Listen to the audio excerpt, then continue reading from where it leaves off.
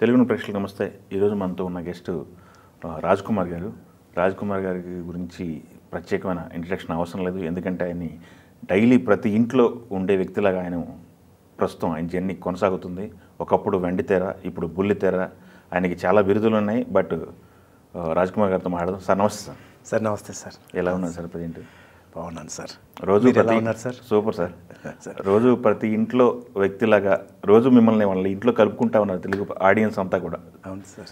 సీరియల్స్లో దాదాపు నాకు తెలిసి లాంగెస్ట్ కెరీరే కదా. అవును సార్. ఎన్ని సీరియల్స్ నడుస్తుంది సార్ ప్రజెంట్ ఇప్పుడు మనీ? సార్ ఇప్పుడు తెలుగు, తమిళ్, కన్నడ 3 లాంగ్వేజ్లు కలిసి సినిమాలు వచ్చి 74 చేశాను సార్ నేను. Cinema journey okay. తర్వాత అందులో ఆ 74 సినిమాల్లో 27 హీరో, ఆల్ 3 లాంగ్వేజెస్. అవును. తర్వాత సినిమాలన్నీ డ్యూయల్ హీరోస్ అలాగా చేసుకుంటూ వచ్చాం అనమాట. సీరియల్స్లో ఇప్పుడు 66వ మెగా సీరియల్ రన్నింగ్లో ఉంది సార్. 66. రేపు ఏదైనా స్టార్ట్ అవుతే 67 దీంట్లోకి వెళ్తాం. 67th మెగా సీరియల్కి వెళ్తాం. 66 సీరియల్స్ అంటే మామూలు విషయం కదా. సీరియల్ అంటే సీరియల్ లైఫ్ ఎంత ఉంటుంది అనేది ఇప్పుడు ప్రతి ఆడియన్స్ తెలుసు సార్. ఈరోజు ఏంటంటే ఈ విషయానికి ఇండస్ట్రీకి కానివ్వండి, ప్రేక్షకులందరికీ నేను ఎప్పుడు మనస్ఫూర్తిగా కృతజ్ఞతలు తెలుపుకోవాలి. నన్ను వచ్చేసి వాళ్ళ ఇంట్లో మనిషిలాగా తీసుకున్నారు సార్ వాళ్ళు. ఓకే. తీసుకొని ప్రతిరోజు మనం డోర్ ఓపెన్ చేసుకొని మనం వెళ్ళిపోయినట్టే ప్రతి ఇంట్లోకి వెళ్ళిపోయి మాట్లాడేసి వచ్చినట్టుగా వాళ్ళు కూడా ఏంటంటే మా ఇంట్లో మనిషి అన్నట్టుగా ఫీల్ అవుతుంటారు సార్. నేను కూడా ఈ మధ్యన మొన్న మ్యారేజెస్కి 2 మ్యారేజెస్ అటెండ్ అవ్వడం ఇలాంటివన్నీ జరుగుతుంటుంది. అక్కడ ముఖ్యంగా మహిళలు, పిల్లలు, మహిళలు అయితే ఇంక ముఖ్యంగా వాళ్ళ ఆడవాళ్ళు వాళ్ళే ఎక్కువ సీరియల్స్ చూస్తారు. అవును. వాళ్ళ ఇంట్లో మనిషిలాగా, తన మనిషిలాగా అలా అంత గౌరవంగా, అంత ఆత్మీయంగా వచ్చి మాట్లాడుతుంటారు వాళ్ళు. అప్పుడు చాలా సంతోషం అనిపిస్తుంది. సుమారుగా మీరు ఫస్ట్ నటన స్టార్ట్ చేసింది ఎప్పుడు సార్? అస్సలు కెమెరా ముందుకు నేను వచ్చింది 1976 సార్. 1976. ఓకే. అది అన్ఎక్స్పెక్టెడ్ ఇదన్నమాట. అప్పుడు నాన్నగారు కడపలో జాబ్ చేస్తుండేవారు అన్నమాట, municipal town planning officer. Okay. మా ఫాదర్ యాక్చువల్గా స్టేజ్ ఆర్టిస్ట్, మంచి ఆర్టిస్ట్ ఆయన. పరిషత్తుల్లో బెస్ట్ యాక్టర్ అవార్డు మన అన్న నందమూరి తారక రామారావు గారి చేతుల మీదుగా ప్రొద్దుటూరులో తీసుకున్నారనమాట. గ్రేట్. కడపలో ఏమైందంటే అప్పుడు కిరణ్ బాషా గారని అప్పుడు మున్సిపల్ చైర్మన్గా కూడా చేశారు ఆయన, కడప మున్సిపల్ చైర్మన్గా కూడా. ఓకే. కిరణ్ బాషా గారు అప్పుడు ఒక సినిమా ప్రొడ్యూస్ చేశారు అక్కడ కడపలో, భావి పౌరులు. ఆ సినిమా పేరు భావి పౌరులు. దానికి డైరెక్టర్ గారు పిఎం వెంకటేశ్వరరావు గారిని అప్పుడు చేశారనమాట. ఆ సినిమా చేసినప్పుడు అందులో మెయిన్ విలన్ మా నాన్నగారే చేశారు. కిరణ్ బాషా గారు మా నాన్నగారు మంచి ఫ్రెండ్స్. ఓకే. శంకరనారాయణ గారు మీరే ఇందులో మెయిన్ విలన్ చేయండి మీరని చెప్పి చేశారు. బ్లాక్ అండ్ వైట్ సినిమా అది, 1976. ఆ సినిమా చేసినప్పుడు మా నాన్నతో పాటు షూటింగ్కి వెళ్ళా. నేను చిన్నపిల్ల అన్నప్పుడు, జస్ట్ అప్పుడే ఎలిమెంటరీ స్కూల్ అయిపోయి హై స్కూల్లో జాయిన్ అయ్యాం. నేనే 6వ తరగతి 7వ తరగతి ఉన్నాను, నేను కరెక్ట్గా గుర్తులేదు. వెళ్తే అక్కడ ఎవరో మన రాయచోటి ఘాట్లో షూట్ అనమాట. నాకు ఇప్పటికీ రాయచోటి ఘాట్ క్రాస్ అయినప్పుడల్లా నేను అనుకుంటూ ఉంటాను, నేను స్టార్ట్ అయింది ఇక్కడే ఇది అన్నట్టుగా. అక్కడ షూట్ జరుగుతోంది ఆ కొండల మీద, ఘాట్ మీద. ఎవరో అబ్బాయి కుర్రాడు రాలేదు ఆ రోజు షూటింగ్కి. మా నాన్న పక్కన నిలబడుకొని ఉన్నాను నేను మామూలుగా. ఆయన వెంకటేశ్వర గారు, పిఎం వెంకటేశ్వరరావు గారు డైరెక్టర్ గారు, ఆయన చూసి కెమెరామెన్ రంగన్ అని ఒక తమిళియన్ అతను, రంగన్ కెమెరామెన్, నాకు బాగా గుర్తు అలా ఉండిపోయింది అనమాట. బ్లాక్ అండ్ వైట్ సినిమా అది. ఓకే. రాలేదని అందరూ టెన్షన్ పడిపోతుంది. తర్వాత మా నాన్న పక్కన నిలబడుకొని ఉన్నా నేను. చూశారు, మీ అబ్బాయి బాగున్నాడు పిల్లడు చేస్తాడా ఇదని అంటే నా మొహం చూస్తున్నాడు మా ఫాదర్. నేను చేస్తా అని చెప్పాను నేను స్పాట్లో. మా ఫాదరు చేస్తానంటున్నాడు, ఏం చేస్తాడో ఏమో అనేది అంటే తెలియదు కదా అంతవరకు, మనం ఇవన్నీ తెలియదు, ఊరికే సినిమాలు చూస్తూ పెరిగిన వాళ్ళం తప్ప. సరే అని చెప్పి ఫస్ట్ షాట్ నా డైలాగ్ కూడా ఇప్పటికీ మర్చిపోలేదు.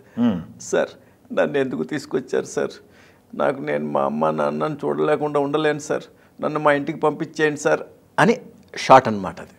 ఒక హ్యాండిక్యాప్డ్ కర్ర పట్టుకొని ఇది ఉంటాడు ఆ పిల్లాడు. ఆ విలన్లు తీసుకొని వచ్చి తోసేసి కింద పడితే పడిపోయి తర్వాత వాళ్ళతో ఆ డైలాగ్ చెప్పాలి. అది ఫస్ట్ షాట్.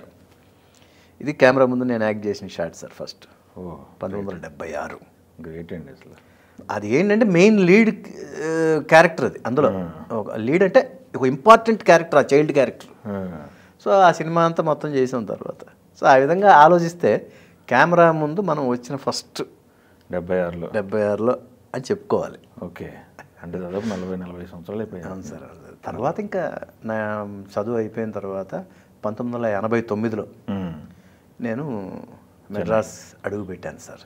అంటే అప్పుడు ఇండస్ట్రీ మొత్తం మెడ్రాస్లోనే ఉండేది. అవును కదా.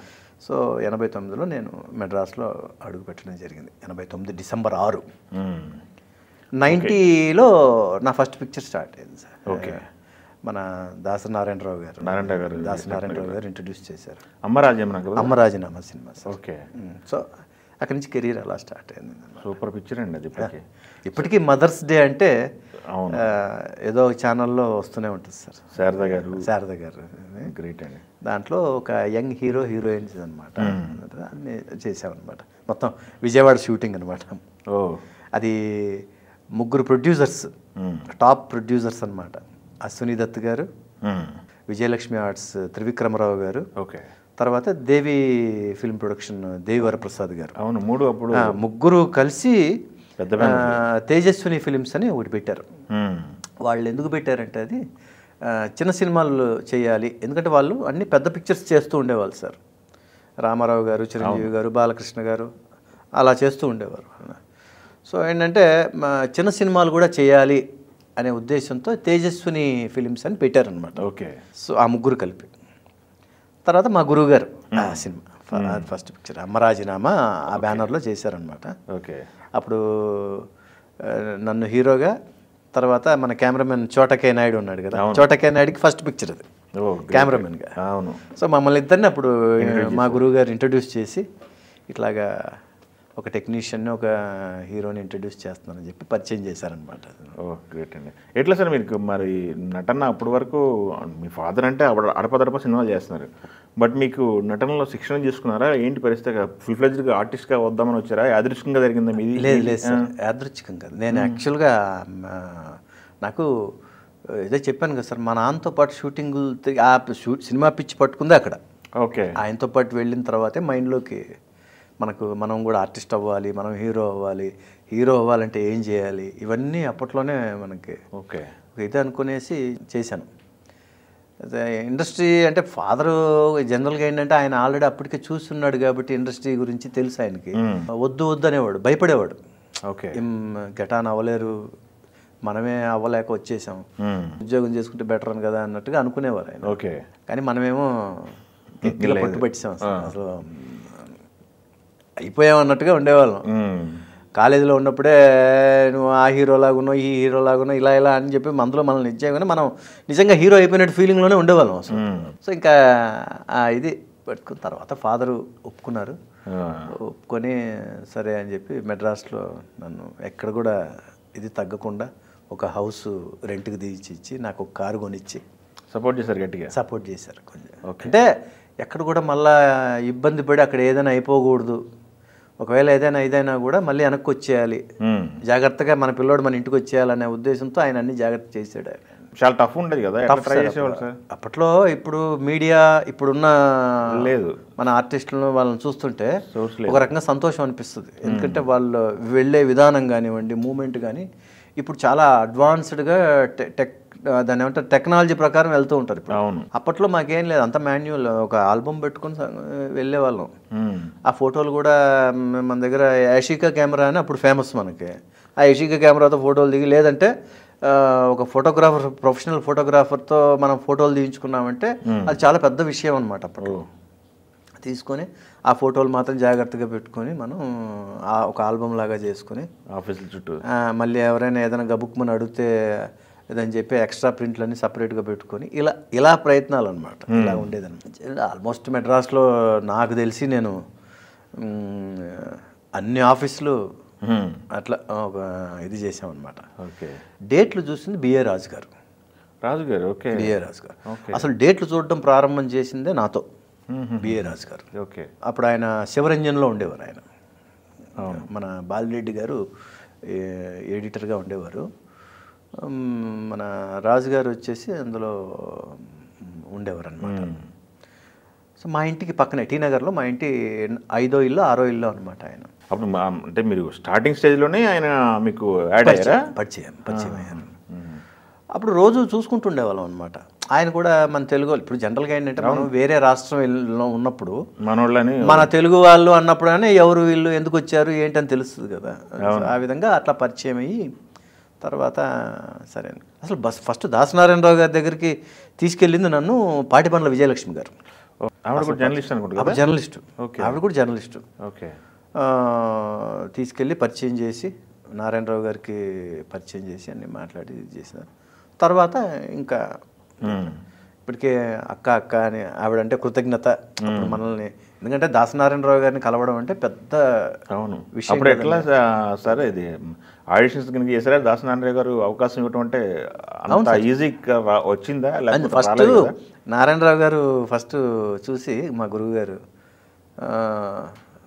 అప్పుడు ఇంకా అప్పుడే అలా వచ్చాం అనమాట ఫ్రెష్గా. బుగ్గ మీద చేసినా కూడా ఆ మార్కు పడేది అలా ఉండేవాళ్ళం అనమాట. అంటే ఇప్పుడు ఆ మాట చెప్పుకుంటే చాలా ఎగ్జాజరేటెడ్గా అనిపిస్తుంది కానీ లేదు, అలా ఉండేవాళ్ళం అంత ఇదిగా. చూడగానే మా గురువు గారు బాగున్నాడు పిల్లాడు, మనం చెప్దాం, పోలికలు ఏదో దగ్గరగా ఏవేవో అనిపిస్తున్నాయి నాకు అంటుండేవాడు అనమాట మా గురువు గారు. ఎవరో హీరోలు అందరూ కలుస్తున్నారు ఈ ఫేస్లో అనేవాడు. అప్పుడే ఓకే, ఏదో కలుస్తున్నారు ఎవరో, నాకు కరెక్ట్గా చెప్పలేకపోతున్నాను అన్నట్టుగా అనేవారు. తర్వాత ఏడుకొండల స్వామి అని ఒక షూటింగ్ జరుగుతూ ఉన్నింది అప్పుడు. మన వడ్డే రమేష్ గారు ఇది ప్రొడ్యూసరు, మన కమలాకర కామేశ్వరరావు గారు డైరెక్షన్తో ఏడుకొండల స్వామి అని మన అరుణ్ గోవిల్ గారు వెంకటేశ్వర స్వామి, భానుప్రియ గారు పద్మావతి అమ్మవారు ఇలాగా జరుగుతూ ఉంది షూటింగ్. ఆ సినిమా కెమెరామెన్ వచ్చేసి మన లవకుశ కెమెరామెన్ గారు. మా గురువుగారు అప్పుడు వడ్డే రమేష్ గారితో చెప్పి, రమేష్ మీ షూటింగ్లో మన రాయ్ గారు దగ్గర చెప్పి కొంచెం ఫోటోలు తీయించు, మనం హీరోగా ఇంట్రొడ్యూస్ చేయబోతున్నాం అబ్బాయిని అని చెప్పగానే ఆయన కొంచెం మాట తీసుకుంటుందా, రేపు లొకేషన్కి రా రేపు అన్నారు మన వడ్డే రమేష్ గారు. చెప్పగానే నెక్స్ట్ డే మార్నింగ్ నేను ఆ టైంకి వెళ్ళానమాట. వెళ్ళి ఇది చేస్తే అప్పుడు వడ్డే రమేష్ గారు చెప్పి మన అప్పుడే కమలాకర్ కామేశ్వరరావు గారిని పరిచయం చేశారు. పెద్ద ఆయన దగ్గర ఆశీర్వాదం తీసుకున్నాం. ఆయన ఒక మాట అన్నారు అప్పుడు, మైథలాజికల్ సినిమాలు అప్పుడు టైంలో మేము చేసే రోజుల్లో నువ్వు ఉండుంటే అర్జునుడు అభిమన్యుడు వీటన్నిటికీ కరెక్ట్గా సరిపోయి ఉండేవాడివి అన్నాడు ఆయన. అనగా నమస్కారం, అలాగే థ్యాంక్ యూ సార్ అనుకుని అన్నారు. ఆయన దగ్గర ఆశీర్వాదం తీసుకున్నాం. అప్పుడు రాయ్ గారితో చెప్పి చేస్తే ఆయన లైటింగ్ చేశారండి. ఆయన లైటింగ్ చేసి స్టిల్స్ తీయించారు ఆయనతో. ఆయనే ఆ కెమెరా, అప్పట్లో ఈ కెమెరాలన్నీ ఈ టైప్ కెమెరాస్ ఉండేటివి అనమాట అప్పుడు. అవి తర్వాత అప్పుడే కొత్తగా ఈ లెన్స్ కెమెరాస్ వచ్చినాయి, అప్పుడే వస్తున్నాయి. ఆయనే తీశారు స్టిల్స్. ఆ లైటింగ్ చేయించి ఆయనే చేసి గ్రేట్. బట్ అదొక అనుభూతి నా కెరీర్లో. అంత పెద్ద టెక్నీషియన్స్ దగ్గర తీసుకోవడం, వాళ్ళ చేతుల ద్వారా నా స్టిల్స్ తీయడం, వాళ్ళ దగ్గర నేను అలా చేసి ఆ స్టిల్స్ అలా చేశారు. ప్లస్ తర్వాత ఇంకొకసారి గ్యాప్లో, అంటే ఈరోజు అనుకుంటే వెంటనే అయ్యేవా ఇది కాదు కదా సార్, కొంచెం మళ్ళీ ఇంకొక 1 month అప్పుడు మా గురువు గారిది నియంత అని షూటింగ్ జరుగుతూ ఉంది. వినోద్ కుమార్ వీళ్ళందరూ హీరోగా. సో ఇద్దరు పెద్దవాళ్ళ దగ్గర స్క్రీన్ టెస్ట్లు చేయించి మా గురువు గారు తర్వాత అమరాజీనామా ఇంట్రడ్యూస్ చేశారు. ఎన్ని రోజులు కొనసాగించారు దాసరి గారితో రిలేషన్షిప్? తర్వాత నేను తారక ప్రభు బ్యానర్లో కానివ్వండి, వాళ్ళ బ్యానర్లో, తర్వాత మా గురువు గారితో కలిసి చేసిన సినిమాలు అన్నీ కలిసి ఒక 8 సినిమాలు చేసాం సార్ మేము. 8 సినిమాలు. తర్వాత ఇంకా ఆయనతో ఉంటూనే ఉంటుంది. ఎప్పుడు అనుకుంటే అప్పుడు వెళ్ళిపోయి కలిసి రావడం మా గురువు గారితో. ఏదైనా ఉంటే ఏదైనా చెప్పుకోవాలన్నా కూడా వెళ్ళి మా గురుగారితో చెప్పుకునేవాళ్ళం. అవునా, పర్సనల్? ఓకే. సార్ ఇలాగా నేను ఇంకా క్యారెక్టర్ ఆర్టిస్ట్ అవుదాం అనుకుంటున్నాను సార్. ఆయన అనేవాడు, నీకు క్యారెక్టర్ ఆర్టిస్ట్ అంటే ఎలాగా అనేవాడు ఆయన. అంటే ఏం లేదు సార్, ప్రకాష్ రాజ్ గారి లాగా, గుమ్మడి గారి లాగా, జగ్గయ్య గారి లాగా అలాగా ఏదైనా టర్న్ అయిపోయి చేసుకుందామని ఉంది సార్ నాకు. ఆయన ఆ మాట అనగానే ఇలా చూసి, నీకు ఇంకా టైం ఉందిలేరా అనేవాడు. ఓకే. అలా చేయడానికి ఇంకా టైం ఉందిలేరా అనేవాడు. ఓకే. టైం అంటే మనమేమో అవును, అలా చేయాలంటే ఇంకా వయసు పెరగాల, లేకపోతే ఇంకోట టైం వేస్ట్ చేయకూడదు కదా, చేస్తూ ఉండాలి. మనం ఎప్పుడు లైమ్ లైట్లో కనపడుతూ ఉంటేనే ప్రజలకు కూడా ఇంకా ఉన్నాడు అని వాళ్ళ తన మంచిగా తీసుకుంటారు. కరెక్ట్గా ఒక 6 నెలలు కనపడకపోతే మర్చిపోతారు, జనాలు కూడా మర్చిపోతారు. అలాంటి సిచ్యువేషన్లో మనం కేర్ఫుల్గా ఉండాలి మనం. నేను అందుకే ఎప్పుడు కూడా మనకు తెలుగులో సడన్గా ఒక స్టార్డమ్ క్రాస్ అయ్యే టైంలో ఏ హీరోకైనా ఒక స్టార్డమ్ అనేది ఇంపార్టెంట్. అవును సార్. చిరంజీవి గారు లాగా ఉంటారు అనేది మనకు ఒక ఇది ఉంది సార్. అవును. సరే, ఆ పాయింట్ బేస్ చేసుకొని మనము వెయిట్ చేస్తూ లేకుంటే ఇంకోలాగా తెర మరుగు అవ్వకూడదు సార్. ఇప్పుడు ఇదే కష్టం మనం ఇంకొక చాట ఇది చేస్తాం. అందులో మనం ఉండేది తమిళనాడులో, చెన్నైలో ఉంటున్నాం. అవును. మల్టిపుల్ ఇవి ఉన్నాయి, అవకాశాలు ఉన్నాయి. ఎక్కడ కూడా నేను టైం వేస్ట్ చేయలేదు. వెంటనే కన్నడకి వెళ్ళిపోయాను. కన్నడలో చేసాము. ఈ కన్నడకి వెళ్ళడానికి కారణం ఈ పోలిక రావటమేనా సార్? అంతే కదా సార్. ఇప్పుడు నేను దీంట్లో లేదు, ఇదే కష్టం మనం ఇంకొక చోట పడతాం. లాంగ్వేజ్ ప్రాబ్లం లేదు మనకి. అవును. ఎందుకంటే ఇంజనీరింగ్ బెంగళూరులో చేశాను కాబట్టి నాకు కన్నడ టచ్ ఉన్నది. ఓకే. చదువు కథ దేవుడు ఎరుగు, లాంగ్వేజ్ మాత్రం బాగా వచ్చింది నాకు. ఓకే. సరే, మనం కన్నడ, తమిళ్, తెలుగు ఈ 3 లాంగ్వేజ్ల్లో కొంచెం మనకు కాన్ఫిడెంట్గా ఉండేవాడిని. సో ఆ విధంగా ఎన్ని సినిమాలు చేసిన తర్వాత టర్న్ తీసుకున్నారు సార్ కన్నడకి వెళ్ళడానికి? అప్పటికే ఒక 40 సినిమాల దాకా చేసిన తర్వాత, అంటే మేమంతా అప్పుడు కొలీగ్స్, మేము చాలా మంచి బ్యాచ్. మేము చెన్నైలో నేను, శ్రీకాంత్, తర్వాత విక్రమ్, తర్వాత అజిత్, తర్వాత దొంగ ఆనంద్. ఓకే. మేమంతా అలాగా ఒక బ్యాచ్ మెడ్రాస్లోనే ఉండేవాళ్ళం అందరం. స్టార్టింగ్లో అందరూ కలిసి స్టార్టింగ్లో మేము అప్పుడే, అంటే వీళ్ళు కొత్తగా వస్తున్న కొత్త బ్యాచ్ అన్నట్టుగా ఉండేవాళ్ళం. ఓకే. ఏ సినిమాలు చూసినా మేమే కనపడుతుండేవాళ్ళం అనమాట. యంగ్ హీరో ఇదంటే యంగ్ హీరోలు అంటే మేమే. అదే అలా ఉండేవాళ్ళం. స్కాటర్డ్గా ఉండేవాళ్ళం. ఒకరు ఆ సినిమా, ఒకరు ఈ సినిమా, అలాగ చేసుకుంటూ ఉండేవాళ్ళం అనమాట. ఓకే. బట్ స్టార్డమ్ అనేది ఏ హీరోకైనా వెరీ ఇంపార్టెంట్ అది. సో మనకేంటంటే కరెక్ట్గా దీని దగ్గరకు వచ్చే లోపల ఏమవుతుందంటే, వచ్చిందంటే ఈ కొంచెం ఆ పోలికలు ఇవి ప్రతిదానికి కంపారిజను ఇలా ఉండేదన్నమాట. ఏమయ్యా నువ్వు కావాలని అలా చేస్తావా అనేవాళ్ళు. నేను కావాలని చేయాల్సిన అవసరం ఎందుకుంటుంది చెప్పండి. అప్పటికే మైండ్లో చిన్న భయం అనేది ఉండేది. ఇప్పుడు ఒకరిని ఇమిటేట్ చేసుకుంటూ వెళ్తూ ఉంటే వాళ్ళ కెరీర్ కూడా పెద్దగా ఉండదు అనేది అప్పటికే బాగా నోన్ ఫ్యాక్ట్, తెలుసు. అవును. నాకేంటంటే అసలు చూడటం ఫిజిక్ కానీ ఇది కానీ అది మీకంటే ముందున్నారు కాబట్టి ఆయన చిరంజీవి గారు అంతే, అలాగా కుదిరింది అంతే. దేవుడు అదేమంటారు, మనుషులు పోలిన మనుషులు అంటారు. అవునవుగా. బట్ ఆయన జాతకానికి నా జాతకానికి చాలా తేడాగా.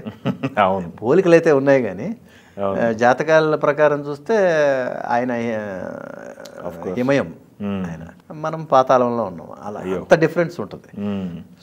పోలికలు అనేది ఇంకా అది నేచర్గా అది అలాగా వచ్చేసింది. అది ఎదురుపడి మాట్లాడిన సందర్భాలు చాలా బాగా మాట్లాడతారు ఆయన, చిరంజీవి బాగా మాట్లాడతారు. ఓకే. మేమంతా అప్పుడు మాకు ఆర్టిస్టులు ప్రెసిడెంట్గా ఉండేవారు ఆయన, చిరంజీవి గారు. మీటింగ్స్ అన్నీ దానికి వెళ్ళేవాళ్ళం, అటెండ్ అయ్యేవాళ్ళం. అప్పటికి ఇంకా చిరంజీవి గారు ఇక్కడికి షిఫ్ట్ అవ్వాల. వచ్చినప్పుడు మన బాపిరెడ్డి గారి గెస్ట్ హౌస్లోనే ఉండేవారు చిరంజీవి గారు. సో మా అసోసియేషన్ మీటింగ్స్ కూడా అన్నీ అక్కడే జరిగేటివి అనమాట. ఓకే. మనం ఇప్పుడు అపోలో సైడ్కి వెళ్తాం కదా సార్, ఆ మోటు మీద బాపిరెడ్డి గారి గెస్ట్ హౌస్ ఉండేది. చిరంజీవి గారు అందులోనే ఉంటారు. వస్తే ఇక్కడ వస్తున్నప్పుడు అక్కడే ఉంటారు అనమాట. సో మీటింగ్స్ ఏదైనా ఇది ఉన్నా కూడా ఆర్టిస్టులు అందరం మేము అక్కడే అటెండ్ అయ్యేవాళ్ళం. తమ్ముడు ఏం జరుగుతుంది, ఇప్పుడు ఏ షూట్ జరుగుతుంది, అది అని అన్నీ బాగా మాట్లాడతారు ఆయన. ఇండస్ట్రీ తరఫున ఈ క్రికెట్ మ్యాచ్లు ఇవన్నీ ఉన్నప్పుడు కూడా బెంగళూరు ఇటు సైడ్ అంతా వెళ్ళినప్పుడు కూడా అప్పుడు టీములు 4 మనవి. చిరంజీవి గారు, బాలకృష్ణ గారు, నాగార్జున గారు, వెంకటేష్ గారు. సో అప్పుడు నేను వెంకటేష్ గారి టీంలో ప్లేయర్ నేను. ఓకే. సో ఆయన వెళ్ళినప్పుడు అక్కడంతా చాలా జాలీగా ఉంటారు ఆర్టిస్టులు అందరూ. నేను, రాజా రవీంద్ర, ఉత్తేజు, ఆలీ, మొత్తం మా అన్నయ్య అంటూ మేము చిరంజీవి గారి పక్కనే ఉండేవాళ్ళం. ఓకే. బాగా మాట్లాడతారు ఆయన, ఎక్కడ కూడా అదంతా ఏం లేదు. హీరోగా చేసిన సినిమాల్లో బాగా చెప్పాలనిపిస్తే మీకు టక్కుని చెప్పే సినిమాల్లో సోలో హీరోగా చేసింది తమ్మారెడ్డి భరద్వాజ్ గారు. తమ్మారెడ్డి భరద్వాజ్ గారు చేశారు నన్ను సోలో హీరోగా. ఆయన ఒకరు ధైర్యంగా ఉండాలిగా మరి చేసేవారు ఆయన. అవును. సో నాగజ్యోతి సినిమా, తర్వాత రౌడీ ఎమ్మెల్యే, తర్వాత ఇంకా తమిళ్లో నాది మైనర్ మాపిల్లే ఒకటి, కన్నడలో హృదయాంజలి, ఇట్లాగా చెప్పుకుంటూ వెళ్తే అన్ని కొన్ని మంచి సినిమాలు పడ్డాయి సార్. సో పచ్చని సంసారం అది అల్టిమేట్ అండి. అసలు నాకు అది స్టార్డమ్ తీసుకొచ్చిన సినిమాలు అవన్నీ. తర్వాత కాట్రగడ్డ ప్రసాద్ గారు అసలు అంతవరకు చేస్తూ వెళ్తున్నా ఒక 6వ సినిమానో 7వ సినిమానో కాట్రగడ్డ ప్రసాద్ గారు అప్పుడు నాది మన తమ్మారెడ్డి భరద్వాజ్ గారి సినిమా జరుగుతుంది.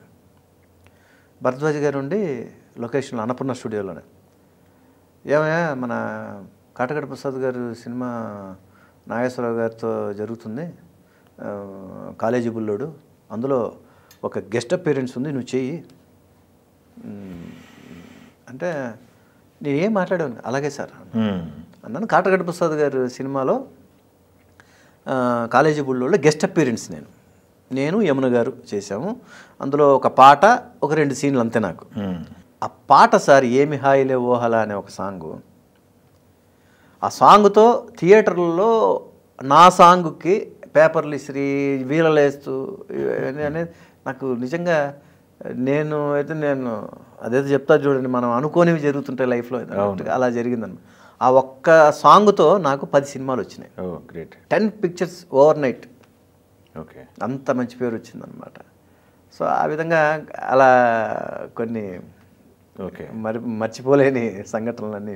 కృష్ణ గారితో ఆ తరం నటులతో చేయాలని చాలా మందికి ఉంటుంది. అవును సార్. బట్ కృష్ణ గారితో చేసే అదృష్టం మీకు దగ్గర నుంచి వచ్చింది. కృష్ణ గారిని చూసి ఎలా ఉండేది సార్ పచ్చని సంవత్సరం షూటింగ్లు, స్పాట్లు కానీ? అక్కడ పచ్చని సంవత్సరాలు కూడా మళ్ళీ ఆర్టిస్టులు అందరూ పెద్ద ఆర్టిస్టులు ఉన్నారు సార్. చంద్రమోహన్ గారు, మన అందరూ సీనియర్ ఆర్టిస్టులు అందరూ. అవును. నేను యాక్చువల్గా సార్ చాలా పెద్ద ఇదంటే నాకు రామారావు గారు, నెక్స్ట్ కృష్ణ గారు, వీళ్ళిద్దరికీ నేను చాలా హార్డ్ కోర్ ఫ్యాన్ అనమాట. నేను నిజంగా ఓకే. రామారావు గారితో నాకు జస్ట్ మిస్, ఆ సినిమా చేయలేకపోయాను నేను. మేజర్ చంద్రకాంత్ సినిమా. ఓకే. మేజర్ చంద్రకాంత్ సినిమా మిస్ అవ్వడం అది పిలిచి కాదు సార్. లేదు సార్, లేదు. ఎట్లా అంటే అప్పటికే నేను మోహన్ బాబు గారి దగ్గర లక్ష్మీ ప్రసన్న పిక్చర్స్ దీంట్లో పుణ్యభూమి నాదేశం సినిమా చేశాను నేను. ఓకే. సో ఆ విధంగా మనకు ఆ బ్యానర్తో అనుబంధం ఉంది. మోహన్ బాబు గారు కూడా బాగా అన్నయ్య అని మా అన్నగారు అని మేము తిరుగుతుంటాం బాగా. ఇది బిఏ రాజు గారు నాకు డేట్స్ చూసేవారు. ఈ కంపెనీలన్నిటికీ బిఏ రాజు గారే పిఆర్ఓ. రాఘవేంద్రరావు గారికి ఆయనే పిఆర్ సెక్షన్ చూస్తున్నవారు. తర్వాత ఇంకా మనం ఈ సోకాల్డ్ పెద్ద కంపెనీస్ అన్నిటికీ, ఈవెన్ అన్నిటికీ ఆయన చూసుకుంటుండేవారు. ఆ సినిమా చేసేటప్పుడు నేను ఇదే హైదరాబాద్లో రోజుకి 3 షిఫ్ట్ల కింద వర్క్ చేసే రోజులు అవి. ఓకే. 4 సినిమాలు 5 సినిమాలు రన్నింగ్లో ఉండేటివి అప్పుడు. షిఫ్ట్ల కింద పనిచేస్తుండేవాళ్ళం. బట్ మేజర్ చంద్రకాంత్ సినిమా ఏంటంటే రామారావు గారు, తర్వాత లక్ష్మీ ప్రసన్న పిక్చర్స్ మోహన్ బాబు గారు బ్యానరు, రాఘవేంద్రరావు గారు డైరెక్టరు, తర్వాత అన్నగారి కాంబినేషను, రామారావు గారి కాంబినేషను. అది ఇంపార్టెంట్ క్యారెక్టర్. మనకేమి అవన్నీ కాదు. రామారావు గారి ముందు నేను ఒక్క షాట్ చేసినా ఈ జీవితం ధన్యం అన్నట్టుగా ఉండే మనిషిని నేను. అక్కడేంటంటే లేదు, మీరు ఎప్పుడు ఇస్తే అప్పుడు డేట్ అట్లా క్వశ్చనే లేదు. ఎందుకంటే పాప రాజుగారు ఉండి బాగా లేదండి, మీరు ఎప్పుడు అట్లా అంటే చాలు, నేను తీసుకొచ్చి ఆర్టిస్ట్ని మీ ముందు పెట్టేస్తాను అని పాపం చెప్తూనే ఉన్నారు ఆయన. బాగా ట్రై చేశారు ఆయన కూడా. లేదు అలా కాదు, 25 days కావాలి టెస్ట్ వచ్చు, ఎందుకంటే పెద్ద ఆయన తర్వాత ఇటు రాఘవేంద్రరావు గారు, మనం ఒక ఆర్టిస్టు మీకు రావాలి పలానా రోజు అంటే రావాలి అనే ఇలా కాదు, అక్కడ ఉండాలి. అది కుదరలేదు. అప్పటికి ఆ పక్కన ఉండే వీళ్ళు కూడా అంతా పెద్దవాళ్ళు, ప్రొడక్షన్ హౌసెస్ అన్నీ. ఎవరిని మనం ఒక్కరినన్నా కన్విన్స్ చేసుకోవచ్చు, కానీ అందరినీ కన్విన్స్ చేసుకోవాలంటే నా వల్ల ఎందుకో కుదరలా. అందులో అప్పుడు ఏదైనా మనం ఏదైనా 2-3 సార్లు అడిగితే మూడోసారి 4ఓసారి ఎలా తలకాయ తింటావు నువ్వు అని అంటారేమో అని అదొక భయం. పాప రాజుగారు కూడా బాగా గట్టిగా ట్రై చేశారు, కానీ అది కుదరలా. మిస్ అయిపోయిందని మామూలు బాధ కాదు, కళ్ళలో నీళ్ళు ఏడుపు అనమాట. నేను అప్పటికి రాజుగారు ఏదైనా చూడండి రాజుగారు, మనం ఏదైనా చేసుకుని అయితే అందరి దగ్గర నేను ఒక మాట మాట్లాడి పెట్టుకున్నా, సార్ ఇట్లాగా అది ఏదైనా వస్తే మీకు ఏదంటే రామారావు గారితో నువ్వు చేయాలి ఇదన్నప్పుడు మేము అదేముంది ఒకరోజు అడ్జస్ట్ చేసుకుంటాం, పంపిస్తాంలే, నువ్వేం వరీ కావద్దు, ఒప్పేసుకో అని పాపం అందరు చెప్పారు నాకు. కానీ వాళ్ళు ఒప్పుకోలేదు. లేదంటే రాఘవేంద్రరావు గారు ఆ క్యారెక్టర్కి ఒక చిన్న సాంగ్ కూడా పెడదామని అన్నీ చేద్దాం, అట్లాగా ఏదైనా చేద్దాం అన్నట్టుగా కూడా అన్నారట, మన రాజుగారితో చెప్పారట. కానీ కుదరలా. తర్వాత ఆ క్యారెక్టర్ అచ్యుత్ చేశాడు సార్. మీకు అందుకే ఆ సాంగ్లో కూడా పుణ్యభూమి నా దేశం నమో నమామి సాంగ్లో కూడా వీళ్ళందరూ క్లోజప్స్ అన్నీ ఉంటాయి. అవును, అందులో ఆ క్యారెక్టర్ తర్వాత అచ్యుత్ చేశాడు. నేను అచ్యుత్తో కలిసినప్పుడు కూడా అప్పుడు మేమంతా చేస్తున్నా కలిసేవాళ్ళం కదా, అదృష్టవంతుడు బాబు నువ్వు అన్నగారు ముందు చేసావు, నువ్వు మిస్ అయిపోయింది నాకు. అట్లాగే అందరితో చేసాం, ఆల్మోస్ట్ సీనియర్స్ అందరితో వర్క్ చేశాను సార్ ఆ టైంలో. అవును, నాగేశ్వరరావు గారు, కృష్ణ గారు, కృష్ణరాజు గారు, అవును, మోహన్ బాబు గారు, అవును, అందరి దగ్గర చేసాము. సుమన్ గారు అందరి దగ్గర చేస్తూ వచ్చాం, కానీ నాకు మిస్ అయిపోయింది. రామారావు గారి దగ్గర మిస్ అయిపోయింది. బాలకృష్ణ గారి దగ్గర కూడా చేసాం. బాలకృష్ణ గారి దగ్గర చేసినప్పుడు కొంచెం తృప్తి. రామారావు గారు కంపెనీ, రామారావు గారి ఓన్ ప్రొడక్షన్ సార్, అది పెద్దన్నయ్య రామకృష్ణ సినీ స్టూడియోస్ అనమాట. ఎన్ని రోజులు వర్క్ చేస్తారు సార్ ఆ సినిమాకి? 3 నెలలు చేశాను సార్. 3 months అంటే మామూలు విషయం కాదు సార్. త్రూ అవుట్ ఇంకా సినిమా డేట్స్ మొత్తం. అందులో రాజమండ్రి వెళ్ళాం కరెక్ట్గా. ఆ టైంలో మాకేమైందంటే అప్పుడు అమలాపురం తుఫాన్ వచ్చింది చూడండి సార్. అవును, అంత చాలా పెద్ద ఇది తుఫాన్ వచ్చింది అప్పుడు. ఇట్స్ అబౌట్ 98 అనుకుంటా, 97-98లో. ఓకే, పెద్ద తుఫాన్ అప్పుడు. అక్కడ కొన్ని రోజులు ఇరుక్కుపోయాం మేము, అంటే రావడానికి కూడా లేదు, బ్యాక్ హైదరాబాద్ కానీ చెన్నైకి కానీ రావడానికి కూడా లేదు మాకు. ఆ చెట్లన్నీ, హైవే మొత్తం చెట్లన్నీ పడిపోయి మొత్తం ట్రైన్ సదుపాయం అక్కడ దగ్గర దగ్గర 20 days ఖాళీగా స్పెండ్. అంటే ఆనంద్ రీజెన్సీ హోటల్లో ఉండేవాళ్ళం మేము రాజమండ్రి. ఆనంద్ రీజెన్సీలోనే అప్పుడు బాలకృష్ణ గారు బాగా మంచి క్రికెట్ అంటే బాగా ఇష్టం ఆయనకు. సాయంకాలం కారులోంచి కిట్ తీయమనేవాడు. అందరూ ఆర్టిస్టులు అందరూ వచ్చేవాళ్ళం. అందరూ ఒక ప్రొఫెషనల్గా క్రికెట్ ఆడినట్టుగా ఆడిపించేవారు అనమాట. సో అంటే ఎక్కడ కూడా దిగులు పడకుండా, ఏదో ఇక్కడ ఇరుక్కుపోయాం లేదంటే ఒక ఒక హోమ్ సిక్ వచ్చే ఆ ఫీలింగ్ ఎవ్వరికీ కలగకుండా ఆయన బాగా మమ్మల్ని మోటివేట్ చేసి, బాలకృష్ణ గారు మమ్మల్ని కలుస్తుంటారు. ఇప్పటికేమన్నా ఉందా టచ్? కలుస్తాం సార్. ఓకే, లాస్ట్ టైం ఒకసారి ఎయిర్పోర్ట్లో కలిసాం. ఓకే, కలిసినప్పుడు ఏ షూటింగ్ బ్రదర్, ఫలానా షూటింగ్ వెళ్తాను. ఓకే, బాగా ఎంకరేజ్ చేస్తారు ఆయన. అరుదైన నటులలో ఎక్కువగా చెప్పుకోవాల్సిన శోభన్ బాబు గురించి చెప్పుకోవాలి. అవును, ఆయనతో మీరు యాక్ట్ చేశారు కదా? లేదు, కుదరలేదు. అప్పటికే సోహన్ బాబు గారు, ఈ రెండు మీకు ఉండిపోయినాయి కోరికలు. అవును సార్.